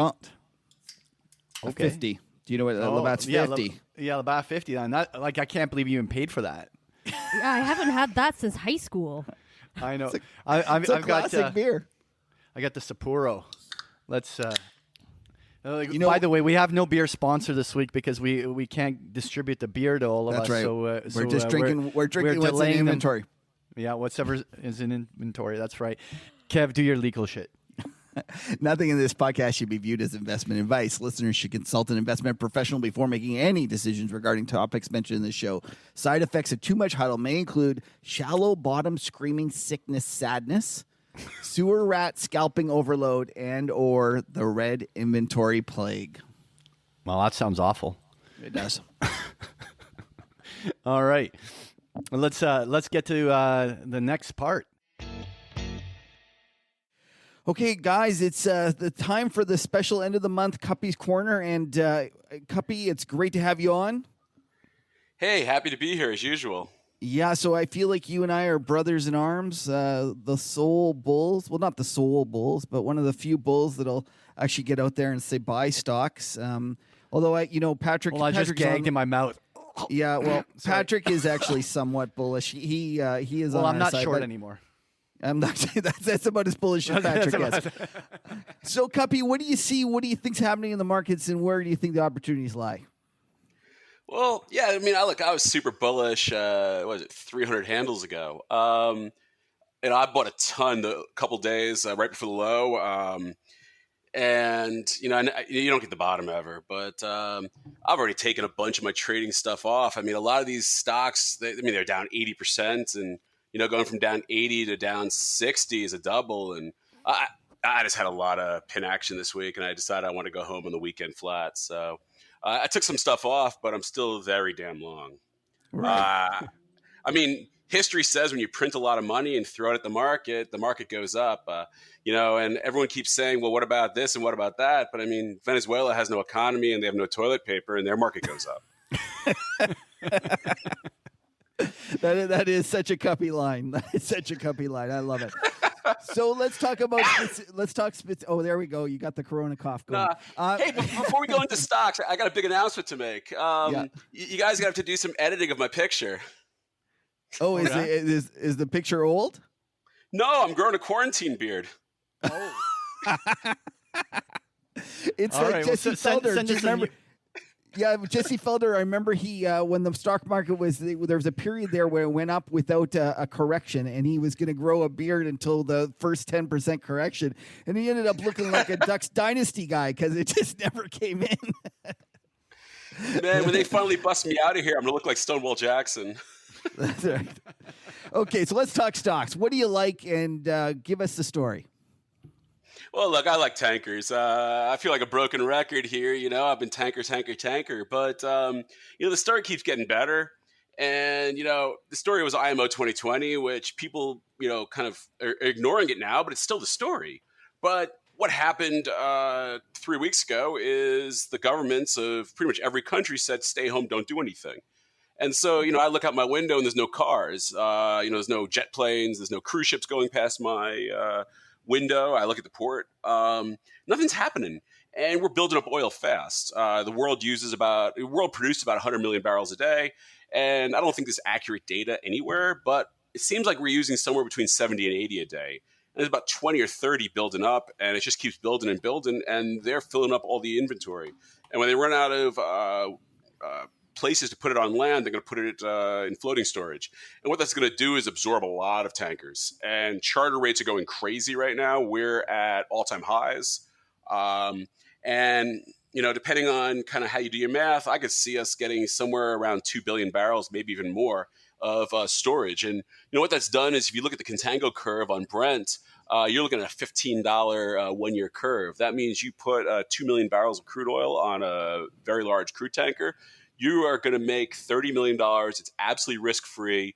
You store it, you sell 12 months out, you lock it all in, and you have $30 million risk-free on a vessel that's probably worth $25 million today. And because of about a $20 million scrap value, you have about a $5 million investment, and you're making 6 times your money risk-free. And if you can do it risk-free, you're going to do it as many times as you can, and it's going to take a lot of vessels out of the floating fleet. And that's why tanker rates right now for a VLC is 200,000, and it's dragging tanker rates for every other tanker class sky high. And most of the tanker stocks on my screen are going to earn their market cap, not this year, but maybe this quarter. And I think they're going to keep doing that for many quarters, because if you build up 2 billion barrels and we go back to what we call normal, let's call it 6 months from today, and you now have a 5 million deficit because a bunch of shale went offline. Well, 5 million a day is going to take you 400 days to work through this. So you have a 2-year window where you're going to basically earn your market cap every quarter. And this looks like subprime CDS to me. I think most of these are 10 baggers. Some of them are going to be 20 and 30 baggers. Maybe the worst one's a double. I just see no risk because you're buying these things at less than half of net asset value. And most of them are going to pay off a whole lot of debt just on the charters they've booked in the last 3 weeks. So this is I think it's one of the greatest layups I've ever seen in my career. And I went and cashed in a lot of my positions over the last 2 weeks that I really believed in, stuff I've owned for a long time, because this is just better than anything else. And so tanker, let's talk tankers. Right. So, Kuppy, I just want to let people know that I've also gotten involved. And to me, the story changed when Russia came and decided to, basically get out of OPEC, or their kind of little semblance of OPEC that they were in. And then when Saudi Arabia went and did the kind of price cut, and they set about just trying to destroy American shale, it just seemed to me that the whole world had changed in terms of oil. And I don't see this situation with oil getting resolved in the next year. And if so, I completely agree with your analysis about the contango and how you have to play it. To me, this is almost a way to play the oil glut. And yes. I want people to be aware that the story has changed. It is no longer the IMO 2020 or whatever story. And I almost feel like the people that had bought it for that kind of story were gone, because it was a lot of fast money hedge funds, and the things, let's face it, they went from, they got halved and they were out of it. But then as the market was selling off, you got this situation where this fundamentals changed, and yet, like Keane says, when the fundamentals change, I changed my opinion, but it didn't seem like anyone changed their opinion about the tanker stocks. Well, they kept blasting out of tanker stocks, even though charter rates. I mean, look, IMO 2020. Let's look at like January. Okay, January had some of the highest rates in the history of January. Even late January had great rates. And that was IMO 2020. That wasn't the Saudis. That wasn't oil surplus. That was IMO 2020 doing its thing. But what we see now, and I think it's past the Saudis. Look, the Saudis added 2 million barrels. The rest of OPEC maybe added 1 million. I mean, there's a 30 million surplus, or maybe it's only 20 million. Like, the Saudis are a rounding error. I mean, they're out there, talking a big game because they want to seem like they're in control of the process. But I mean, the process already ran down the street past them. It's out of their hands. Right. Okay, so let's talk about the specific stocks. Which ones do you like? Are there ones you avoid? Are there ones you want to buy more of? Why don't you walk us through that? Okay, wow. So I want to say first thing that shipping is kind of infamous for corporate governance or lack thereof. You really want to have a basket. And I have a strong view that rising tide lifts all boats, ha ha ha. And I don't want to make a bet on exactly which vessel class I want to be in. So I have a diversified book. Okay. Let's just take it from the top. I own DHT. It's 27 VLCs. Very simple company. I own Euronav. They have a more mixed fleet. I own some LPG. These are propane vessels, liquefied propane. So it's not exactly the same trade, but it sort of is. I own some Scorpio tankers. These are all product tankers. Same dynamics in play. There's nowhere to put all the crude oil, but there's also nowhere to put all the jet fuel and gasoline. And they're chartering L1s right now to store jet fuel at a pretty crazy contango. They're literally trying to refinery produces, when you have a refinery, it produces whatever it's designed to produce. And it's designed to produce a lot of jet because jet's the most valuable thing they produce. Well, right now the jet's worthless. And it doesn't store well. You can't save it. They're literally selling the jet at a loss just to dump it somewhere, which is producing a lot of demand for Scorpio's LRs. And MR has never really backed off. Then I finally own TK, which is also something of a mixed fleet. I would note that Scorpio probably has the most debt of all of them. I would say that Euronav is the best balance sheet, or LPG probably is the best balance sheet. Euronav is going to have a shareholder meeting next week to approve a buyback. DHT has a buyback in place. Scorpio has a buyback in place. LPG is literally buying back every share they legally can. I think Euronav and DHT are very strong dividend payers, mandatory payout ratios. And then I'd finally toss in, I don't own them, but because you can't own them all, but I think Diamond and INSW are going to be great as well. Okay. And I would build a basket. Patrick, you had a question about the dirty versus clean tankers, right? Exactly. So, like, Kuppy, a lot of our listeners were asking the question is like to explain what's the difference between clean and dirty tankers, and how to distinguish which companies have the most exposure to those. Sure. So, dirty product is basically unrefined crude. Clean product is after it's been refined and has no sulfur. Very simple. And so a lot of tanker companies have mixed fleets, but a lot of them, because for a very long time, you got paid more operating an Aframax than operating an LR2. A lot of guys took their LR2s and got into the dirty trade.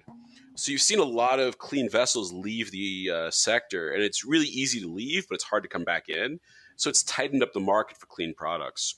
But you see guys like TNK that have LR2s, but they operate them as Aframax. Right. So, Patrick, you got that? Yeah, no. Sorry, bro. Sorry. No, it's all good. But Sting is mostly in the clean. It's 100% clean. Yeah. And so right now, when you're talking about the Saudis storing all this, they're doing it in dirties, right? Yes. And so the primary beneficiaries of that are Euronav and DHT and TNK. Those are the three on my screen that benefit the most. But what you're going to see happen, and we've already seen it happen, is that the refineries have nowhere to put the gasoline and the jet fuel they're producing. And so they're dumping it on pretty much anyone who will take it. And that's leading to clean tankers being very busy. Right. Plus, they're doing storage trades. It's one of these things where, because the potential for substitution in this industry, traders will find ways to lower their costs. So, when one part like VLC goes crazy, it tends to drag everyone else with it. We'll lag. Right. Okay.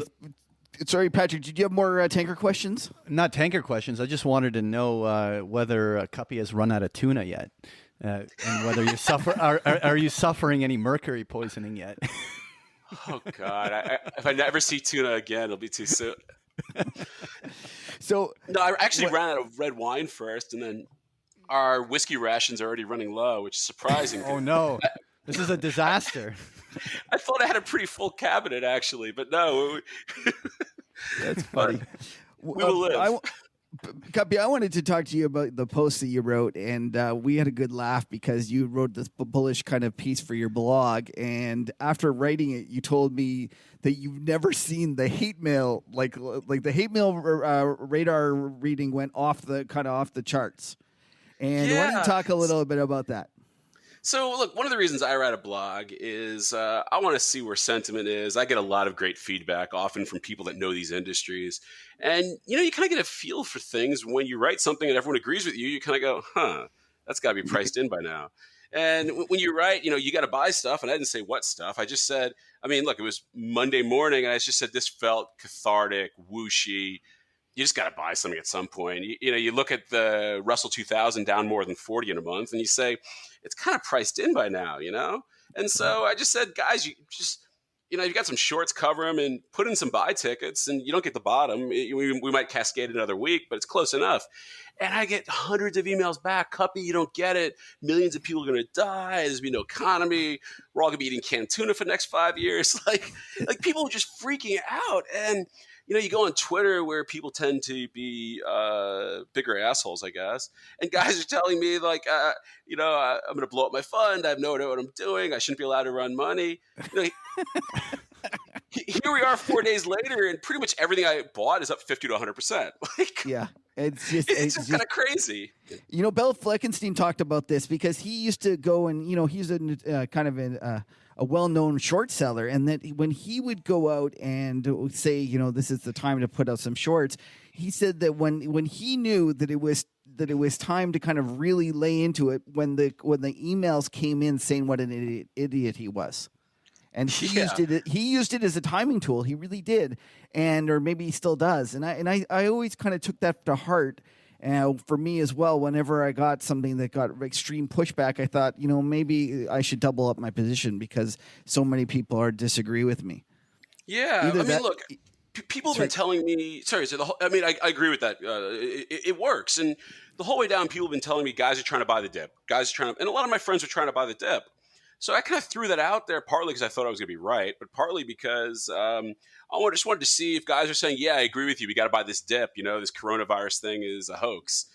And no, absolutely no one said that. Everyone said, Kuppy, you're going to lose all your money. And so, you know, I think the buy the dip mentality, you know, once you drop, what was it, like 2,000 handles, people just kind of give up on buying the dip. So I 100% agree. I don't like people try to tell me that the retail hasn't panicked and nobody's sold and that everyone's still trying to buy the dip. Someone sold. And I'm like, where are these people? Because all I see is people telling me the world's going to end. Like, that's all I see. It's just constant. Kevin, you went on, was it Macro Voices? And yeah. You had this. Talk about your feedback, because you and I were talking about this on chat. Well, you know, and to be fair, Patrick was bullish as well. So it was just me. But I definitely had, I guess that was Thursday. And then the next day was Friday. So it was a down Friday. And I got told that, you know, much like you, I got told I was such an idiot and that I didn't know what I was doing. And, you know, all I bring to the party is 25 years of mistakes. So I guess it's another year of mistakes. It's like, it just, I couldn't believe. Sorry, go ahead, Patrick. I was saying, I don't know anyone who's ever told you that one. So I was just like, it was off the charts, and I was like, oh God, like this is unbelievable. And I agree with you. You hit a point where you're just like, what's so obvious, it can't be right. And that was only my point, is that you need to be careful. And, you know, one of the things to think about is yesterday we had the greatest single number of jobless claims in the history of kind of jobless claims, right? And it wasn't even just by a little bit. It was by a huge amount. Like, it's forever ruined and scarred these charts. Like, basically, jobless claims, you aren't going to be able to look at it again. Like, the moving averages until that thing gets off is going to be ridiculous. Like, it's completely ruined charts, right? And so much for the 24-month moving average on the jobs numbers. That's right. Gone. That's right. Gone. And yet, if you think about it, what happened? The market screamed 6% higher. So yeah, it's crazy. Like, look, after the close, I threw something out on Twitter because someone showed a picture of the Fed's balance sheet. And I just said, if you're shorting this balance sheet, you're wrong. And you should see the comments. The market's up 20% from the lows, and these guys are doubling, tripling down on their bearishness. And I don't get it. Well, you know, Kuppy, we've been talking a little bit about how much they're doing, and you and I, but I don't think that enough people understand the true magnitude of the buy tickets that they're writing. You know, they're doing what was the line you told me that Jim Grant says? They're basically doing a months of QE of the old QE that happened in 2008. They're doing every day. Yes. I mean, literally, Powell went into the Fed one day and he's like, what plans do you have for, you know, pandemic? And guys threw some stuff at him. He's like, nah, it's not crazy enough. Like, I need something crazier. And then finally they kind of dusted this thing off and they're like, we got this thing called Project Zimbabwe. He's like, I like the sound of that. Now, listen, you're being too hard on him. I actually think he's doing the right thing, and that it was needed. I will tell you an anecdotal story. I was speaking to a tips trader that told me that I was trying to understand the whole process upon which the Fed buys these things. And so I guess there's a specific time and everyone submits their offerings and stuff. And then the Fed goes through the list and depending on the factors, chooses which dealers the offerings they're going to lift. Well, for the first time in this tips trader's career, they actually had a case where there wasn't enough offerings, and the Fed lifted every offering there was. So they wanted $8 billion of tips, and they could only get 4.7. So this is my point, and everyone thinks this is the time when economics the the fundamental value of the stock market converges with the real economy. And I'm just like, why do you guys think it's now? If anything, it's probably less likely to happen now, because what the Fed's doing, they're going to buy every single bond in existence. And then what are you going to do? You're going to have to buy. You're going to have to go up the risk curve again. Yeah. Yeah, I mean, Anyways. think of the guy who shorted Zimbabwe 10 years ago, or shorted Venezuela, 5 years ago. Like, God, those guys must have blown up. Yeah. Well, I don't know if you're in touch with the short selling Zimbabwe community, but I doubt it's probably a pretty small community. Yeah. It's probably about as depressing as I felt short Tesla. It's actually hard for a lot of retail investors to understand nominal versus real prices, because like when you debase a currency and you flood the money supply in, the nominal price of the assets rise just because you've destroyed the common denominator in it, right? So, Patrick, I think you're giving the retail guys too much of a hard time, because I think that it's hard for a lot of professionals as well. Oh, there you go. I mean, look, SPOOs were down 100 today. We might close green. Yeah, like it's anyways. That's intraday volatility. That's 100 points is a daily range now, Kuppy. Right, and I'm not by any means saying that the kind of the real economy is great and that things are terrific. I'm just saying that we need to be careful, because as you say, the QE that's coming our way is out of this world. It's unlimited. The Fed's going to keep buying it till they fix it, and it's just shocking to me how much they're buying. Like, just shocking. Like, it's just unbelievable. And despite all those facts, the vast majority of people that I know are as bearish as possible. It's crazy. Yeah. Yeah. Well, you know what? I've noticed the last couple of days, nothing like a rally to change people's attitudes. No, honestly, like it's changed a little bit. Like for the first time, I'm like, oh, I'm not quite as lonely anymore. Well, yeah, and that's the thing is that the rally will last long enough and go far enough to convince everyone back in before they pull a rug out on it all over again. Yeah, we're going to test the bottom. We always test these bottoms. But, I mean, I wouldn't be adding right here, but I sure as hell wouldn't be short. Yeah, and the other thing that I think that is really kind of a poor trade, poor risk reward based upon the volatilities is just to be buying into the world puts. Like, yeah, it might happen, but it's kind of like the old Cuban Missile Crisis. You know, the famous trader on the New York Stock Exchange that on that Friday night when it was the kind of the conclusion, it was the Russian ships were going to hit the U.S. blockade and it was going to happen that weekend. He went home long, and everyone said, "Why are you doing that? We could have a nuclear war." And he says, "If there's a nuclear war, it doesn't matter anyway, so I might as well go home long." Right? Like that's kind of how I feel about the stock market at this point.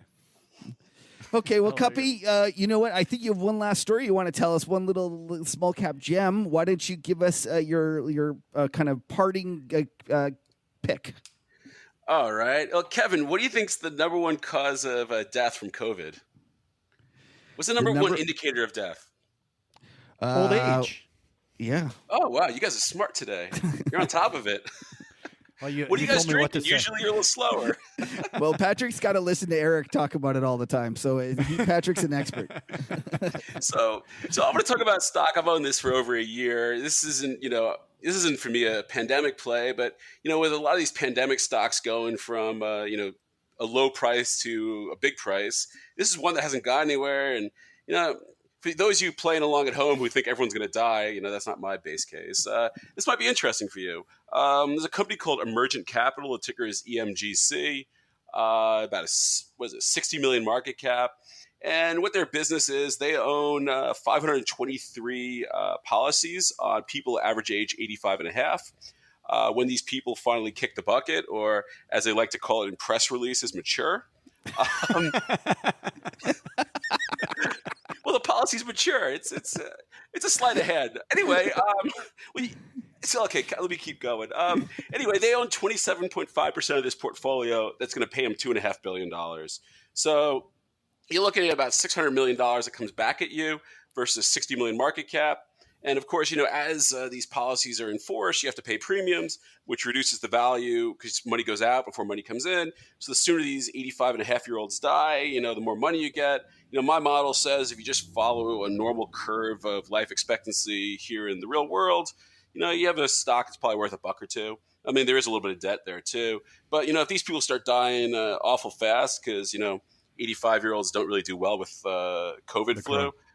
Yeah, I mean, you could have a $2 or $3 stock in a hurry.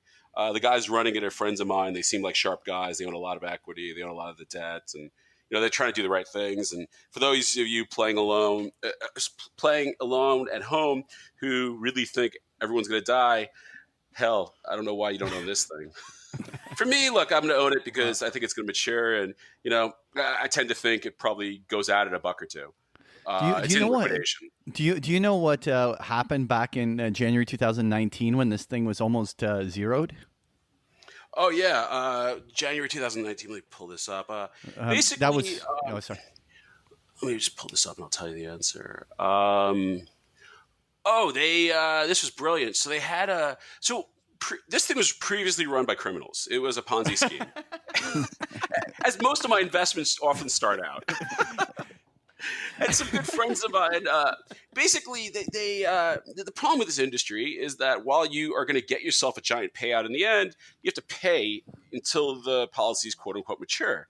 And so they didn't have as many maturities as they expected because it was a Ponzi scheme. So they ran out of money. And some friends of mine bailed it out, put a lot of their own money in, restructured the business, took board seats, rolled over the debt, and took control of it. And they still had a lender, Beal Bank, who basically was trying to screw them over.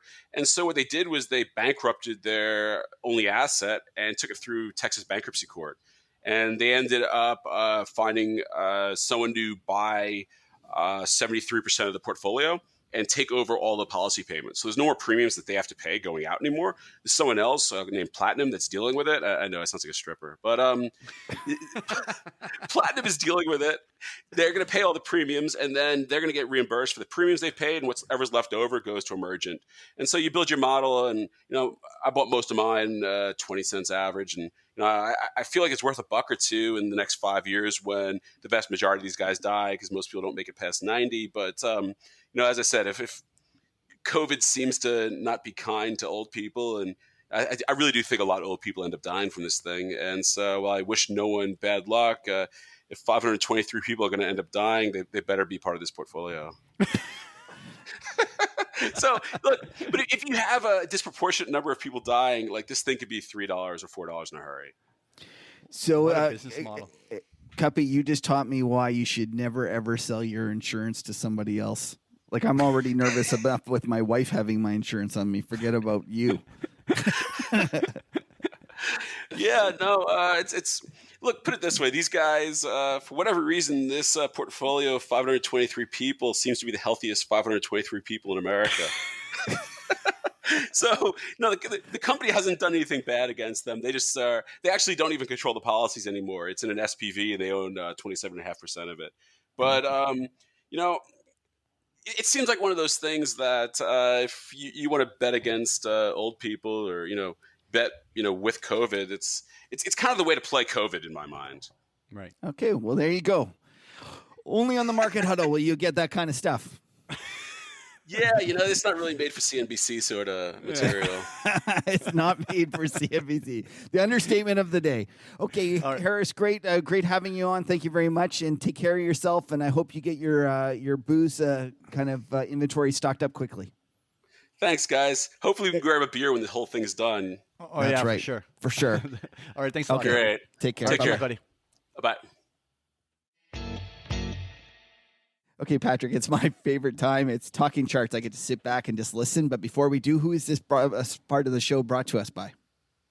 Well, it's brought to us by Koifin, and we're going to, Rob's been on the show. We're going to have him back in a couple of weeks to keep talking some more charts. But yeah, Koifin, a great platform. Everyone should go, and it's free to download. If you don't got a Bloomberg, then this is like the best software out there, isn't it, Kev? Yeah, and it's you don't actually have to download it. It's a web app, but Patrick's not the most technically savvy of us guys. Register. Yeah. It's free to register. It's free to register. So go to koifin.com, KOYFIN.com. It's a terrific platform. It's free. That's the best part about it. And it's quite amazing that there's something so powerful as free and out there. And for those that are interested in learning more about macro, or even just want to follow along on some charts that we're doing, make sure you check it out. All right. So the first chart I wanted to look at is Boeing. And what a move, right? They used up their entire line of credit, and they needed a bailout. And basically, the stock goes from $360 down to like 90. Yeah. Isn't that nuts? And then this is the most amazing thing about the way that percentages work, right? So this thing wipes out clearly like 75% of the downside, but then the bounce the other way, it doubles. It goes, and Kuppy was talking about this, and it's like it goes from $90 to $180 in 3 days. Yeah, it's unbelievable. It's in that you can double your money if you pick the right point. The trouble is that if you owned it from a higher point, it's like you're only at half. Right. And that brings me to want to talk about Ford, because there's one of the fallen angels, right? Got its junk debt downgraded to junk. But what's amazing is that the moment it happened, the stock popped. It's like everyone, I think, was selling it in anticipation of the downgrade, and then it reverses on the news. But I think it's been the biggest fallen angel so far, right? Do you know what the problem with all these charts, Patrick, is? They all look the same. It's like this avalanche of death and then a little bit of a bounce. Mm-hmm. Right? Like that's what happens when the market crashes, right? I guess so. I guess that is a side effect. What's interesting, though, is that there were a lot of stocks that bounced big. Like you're talking, some stocks were up 50, 100%, like we were showing.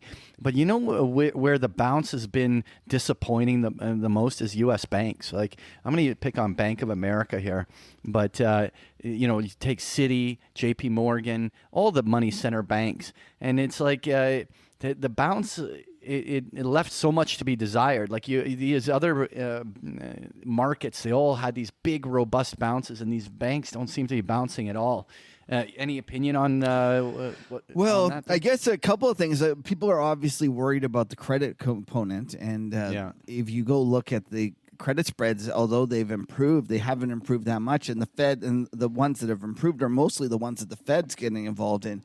So I think the banks are reflecting the kind of worry in the credit spreads. And then not only that, although I'm hopeful that all these programs that the Fed and the government, are trying to institute are positive for the banks, there's always a worry that they're going to be commanded or commandeered to basically go make loans that they shouldn't be making. And this is one of the worries about when a government starts to get involved and being a little too heavy-handed. Does that end up being good or bad for the banks? Time will tell. Right. So, and I want to leave everyone with one last chart, which I find amazing, is looking at gasoline futures. Like, I mean, we saw it go from like $1.50 a gallon down to 36 cents a gallon. Like, obviously everyone stopped driving, and there's a huge glut of inventory. Obviously, there's huge contango in the curve, but it's still stunning to see this type of a drop. It is stunning, Patrick. I wrote about it in my newsletter. I'm actually a buyer. I think that it's, if you wanted to be betting on energy, it's the one place that I could see actually getting off the mat and doing well this summer. know what's funny about this? I gave my daughter the Hummer, right? So because I got a new car, and so she's driving around in this Hummer, and she honestly thought the gas station pump was broken because she's like at $40-$50 into the tank, and she's like, and it's like popping, and she's used to like putting $140 into this fucking tank, and she's like, why can't the tank was empty? Why can't I fill it up? And she was so confused. Well, tell her I was too. It's unbelievable, like seeing how cheap gas is. Anyway, it is, and hopefully, well, I guess hopefully for our sakes it stays cheap, but I'm worried that it won't. Yeah, it probably won't. Anyway, that was Talking Charts. So let's get to the top 3 things to watch next week. But before we do, let's just really rapid fire through last week's top 3. So we were talking about will gold follow that 2008 analog? And the moment we said that, it just reversed and blew the other way, right? Right. Well, I don't think that I said it would follow it. No. I thought we it was were asking higher. the question. Okay. Right? Okay. Right. Anyway, but I mean, how long till gold breaks new highs? I want you to kind of goocher it. Listen, Patrick, I'm going to say one thing about gold. Gold is a very small market, and the Fed is doing a lot of buying. If for some reason the pension plans start to think that they even need to own a little bit of gold, it wouldn't take much for this thing to double in a heartbeat. And I know that sounds crazy, but it could happen. All right, I want to talk oil in a little bit, so we're just going to skip this one. But that we were number one. We were asking, are they going to actually halt the markets? Well, that was me, and it was, and obviously I was wrong because it seems to be that everyone's saying that no, you would cause a run on the banks, and not only that, the exchanges and all the brokers are making too much money, so they don't want that. Right. Right. So, so you don't think that there's a risk now? At this point, I think at this point, you've gone this far, and everyone's at home now trading. So it's not like you're going to lose any more staff. So if we manage to do it at this point, I don't see any reason to stop it. My whole point was that it was difficult for traders to trade from home and difficult for the systems in place, but we've managed to go this far. So I don't think that it had to do with the market going down or up. So I think that if we've managed to get it to the point where we can trade and the ETFs are coming back into line, things are getting a little bit settling down, and the system seems to be working, well, let's go for it. All right. Let's get to the things that everyone's got to watch next week. And so, number 3, does Kuppy get mercury poisoning from eating all that canned tuna? What's your over-under? No, he's been very, very diligent about making sure he gets all natural tuna that's not subject to that. And he cleanses himself with scotch. That's right. I heard that is what that gets rid of. Nothing gets rid of mercury poisoning like scotch. Yeah, it's kind of like it's a good combination. It's kind of like when you eat a steak and you have all that cholesterol. The red wine offsets it. All right, so let's get serious. Number 2, obviously that jobs number, the initial jobless claims anyway that came in, that was stunning, right? Patrick, it's. I don't want to say it. I got to stop using that word. I know these are like crazy times, so we're tempted to use it, but it is going to scar all these charts forever and ever because it's so large by a factor of 10. We've never seen this many people laid off in such a short period of time. But it's transitory, which means that it'll be the exact reverse because once they lift it, everyone's going back to work. Well, not everyone, but a huge chunk of them are going to go back to work in one big balloon as well. Like it's going to be like they literally just shut off the economy for whatever 2, 3, 4 weeks, whatever it ends up being. But it's like they just shut it off and then they're turning it back on, right? It's going to be. It's a crazy financial experiment that we're doing, or a social experiment, and it'll be interesting to see what the ramifications of it are and what what are the side effects. But I will say one thing: everyone, I think the whisper number was much, much higher in terms of, even though it was a large number, 3.2 million. I think they were looking for 5. And so even though I went and pulled up my Bloomberg, and the next week is still basically 3 million. I'm calling BS on that. I'm looking for a higher number. I think you're going to see even more layoffs going forward, and that we could see the obscene number that's 5 or 6 million. Well, you know what my call is that once everyone starts getting back to work, I mean, whatever this number comes in. First of all, the monthly number is not going to capture this, so I think we have to wait until next month's unemployment numbers in order to really capture all these layoffs, right? But I honestly think that when they stall it, it's going to be much harder to restart the economy than everyone thinks. And a lot of these people, there's, I would say probably, I'm just pulling a guess, but I think only 80% of the people that are getting laid off right now are going to have jobs when they come back, and there's going to be a much higher unemployment number even when they restart it. And I think it's going to be a drag on the economy. Let's find out whether my little theory comes true. That's right. But I will say one thing. If you take a plane and you put it up and you stall it, I think that the easiest way to do it is to start, to restart it, is to head straight down. So with all the juice and all the speed in the world, and I feel like that's what the Fed's going to do. God, let's move on. Number 1, do we see crude oil in the teens? I say yes. You know what, Patrick? I think the crude bulls will be happy to hear. I say yes as well. So now here is, though, what I believe will happen. It's going to be the most epic reverse prairie dog. What do we call it? Did we now have a name for it? Was it? I don't think we do. Like we was going to be a loon dive or something. But the point is that I honestly think it just goes into the teens so that it gets on every headline. You know, Bloomberg, CNBC, everyone's going to be capturing it. Washes out all those stops down below there, and then it makes a spectacular low, and that's going to be the low print, and it's going to be the buying opportunity, not the panic moment. I don't know. I think you're more bullish than me. I don't think there's any rush to buy it. All right. Well, we'll see. I just don't see. And Patrick, the one thing is that although the futures are trading there, if you go look at a lot of the cash ones, they're already well into the teens, and a lot of the stuff is trading like at just dumb prices. Like I'm pulling up my kind of chart of this. West Texas Sour is down $8 today to $11. WTI Midland down $5 to $13. Yeah. You know, we were talking about Western Canadian Select. It's down $1 to $5. Patrick, I don't see what's going to cause the rally back up. No. Stop for a second, because I'm not calling for a rally back to 30 or 40. I'm just simply saying it's a fake out below 20. Yeah.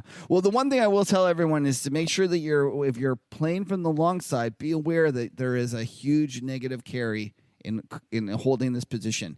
And you might say, oh, it's okay, I'm trading the USO or I'm trading the year month. That's built into there.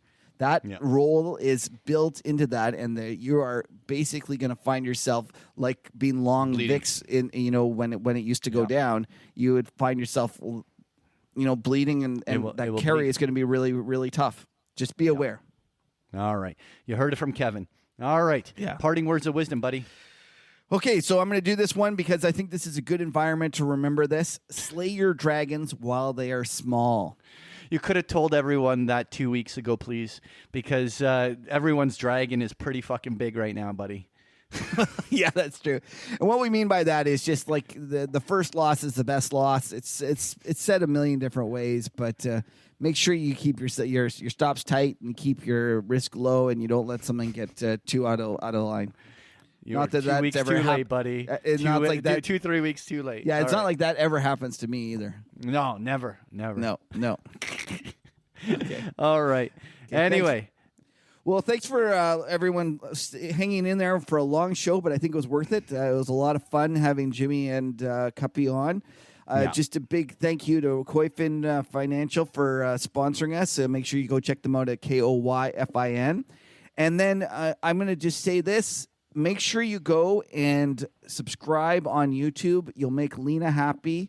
Like the show or whatever it is that she tells you to do. I can't remember. She'll tell us. No, later. You know what? Lena's got to ask herself. Lena, come on here. Okay. Tell people what they need to do.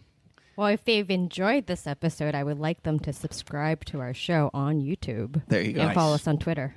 Nice. And follow, and listen, follow us. Follow Lena. Basically, Lena's in charge of the Twitter, so you're not getting Patrick and I, who are kind of boring. You're getting Lena when you get the Market Huddle. Make sure you follow at the Market Huddle. And then if you could do us a favor as well, if you do like the show, make sure you go and give a review on iTunes so that other people could find the show. It would be much appreciated. All right. Well, thanks everyone for joining us. I'm Patrick Ceresna. And I'm Kevin Muir. See you next week. Have a great weekend. Yeah. Thanks everyone. All right. Okay, so Lena. Yes. What were we going to talk about? We're going to talk about shows. Oh, yeah. I haven't watched Dairy Girls yet. I actually started watching Hunters on Amazon. Oh, yeah. My son loves that. It. Yeah, it's pretty good, actually. Yeah, it's the one with halfway through. It's good. With Al Pacino, right? Mm-hmm. Al Pacino, and it's pretty good. Patrick has no idea what we're talking about. Yeah, he's just going to be quiet there while he's waiting for. I started watching Succession. Oh, good for you. Oh, that's good, Patrick. I got through the first 4 episodes. I fell that's good. asleep through some of them, but But I do understand what you guys were talking about. See, like I do listen to you guys.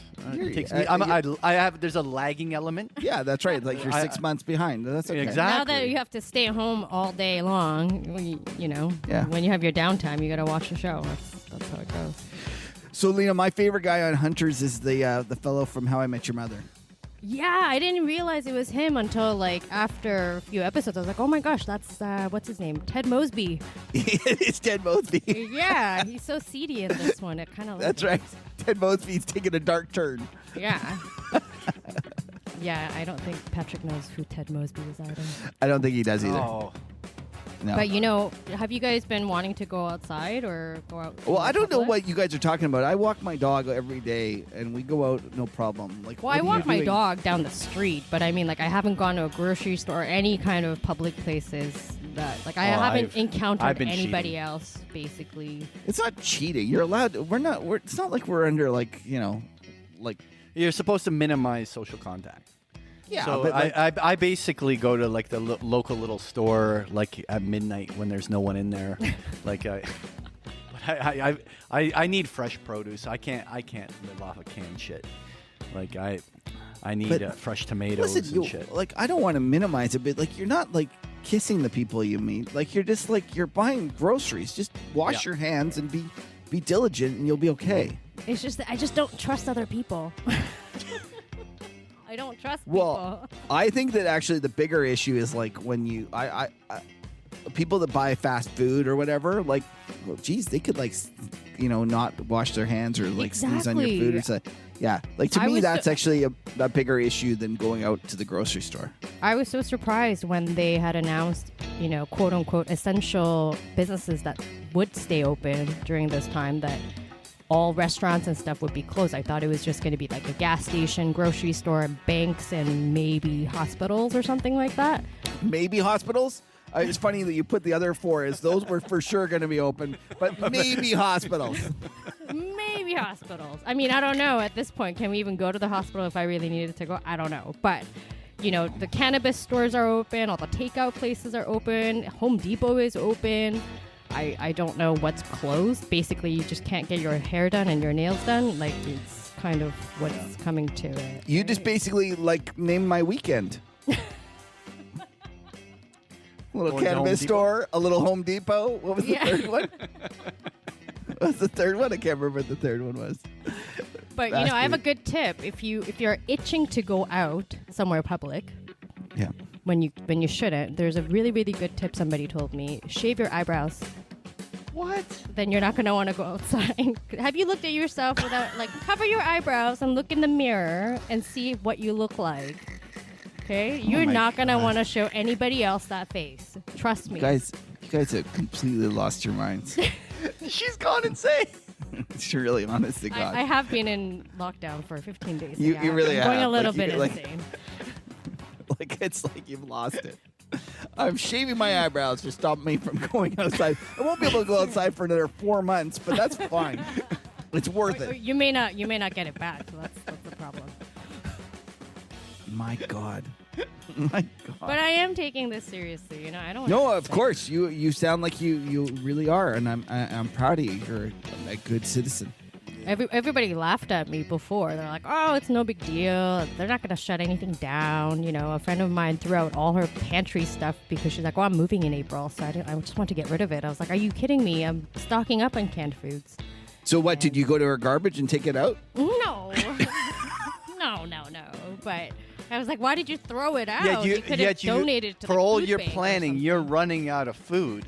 So you clearly misplanned. No, I'm not running out of food. I just ran out of fresh produce, but I have food. Okay. That'll last me for another 3 months probably. My I God. have soy sauce. Soy sauce. I can live off that shit. Oh no. Listen, if it gets bad, we just get in the car and we drive up north and we live like true Canadiana, like God. camping. But till then, I'm not gonna. Yeah, when I go camping, I have an entire like truck full of shit that's coming with me. Like the to problem kill squirrels. I thought we weren't going to talk about squirrels No, this anymore. is going to come up every time you talk about camping. We're going to talk about squirrels. I got a gun, I got some matches. I'm gonna eat. I'm good. I got a forest full of squirrels. I'm gonna have some of that squirrel stew. Yeah, it's gonna be the new Canadian COVID, and it's gonna be Instead of bats, basically it's a squirrel. It's Patrick joint. Patrick is the patient zero. But you guys haven't gone like crazy staying home with your families and stuff? Like my parents are going nuts right now, and it's just the two of them. No, I don't like. Well, first of all my kids are at school now, so they get up every morning and they do all their schoolwork. Oh, okay. And so it's actually like everyone's working hard. It's not really. I'm practicing social distancing, which is from my kids. I'm social distancing.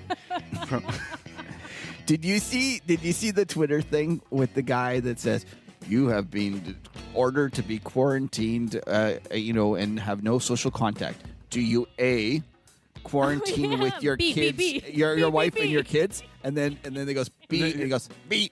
I choose B. Have you guys seen that? Yeah. Lena, can you put it at the end of the show? Can you add it to the end of the show for Yeah, us? let me find the clip and I'll put it up. Okay, I tweeted it, so if you could get it, because that's just hilarious. That guy, I love that guy. B. It's B. It doesn't matter what the other Definitely option B. is. I'll take Definitely the other B. option. Yeah, Okay, there's going to be spikes and divorces. That's what's going to Yeah. happen in a little while. Well, anyways, let's call it a show there because it's been a long one. You know what? And people can go and you're gonna put on that my favorite guy there. Definitely be at the end, and that's it. All right. Have a great weekend, everyone. Have a weekend. Weekend. Stay safe. All right. Cheers. Okay, bye. Because of coronavirus, you are going to be quarantined, but you have a choice. Do you A, quarantine with your wife and child, or B? B. B. B.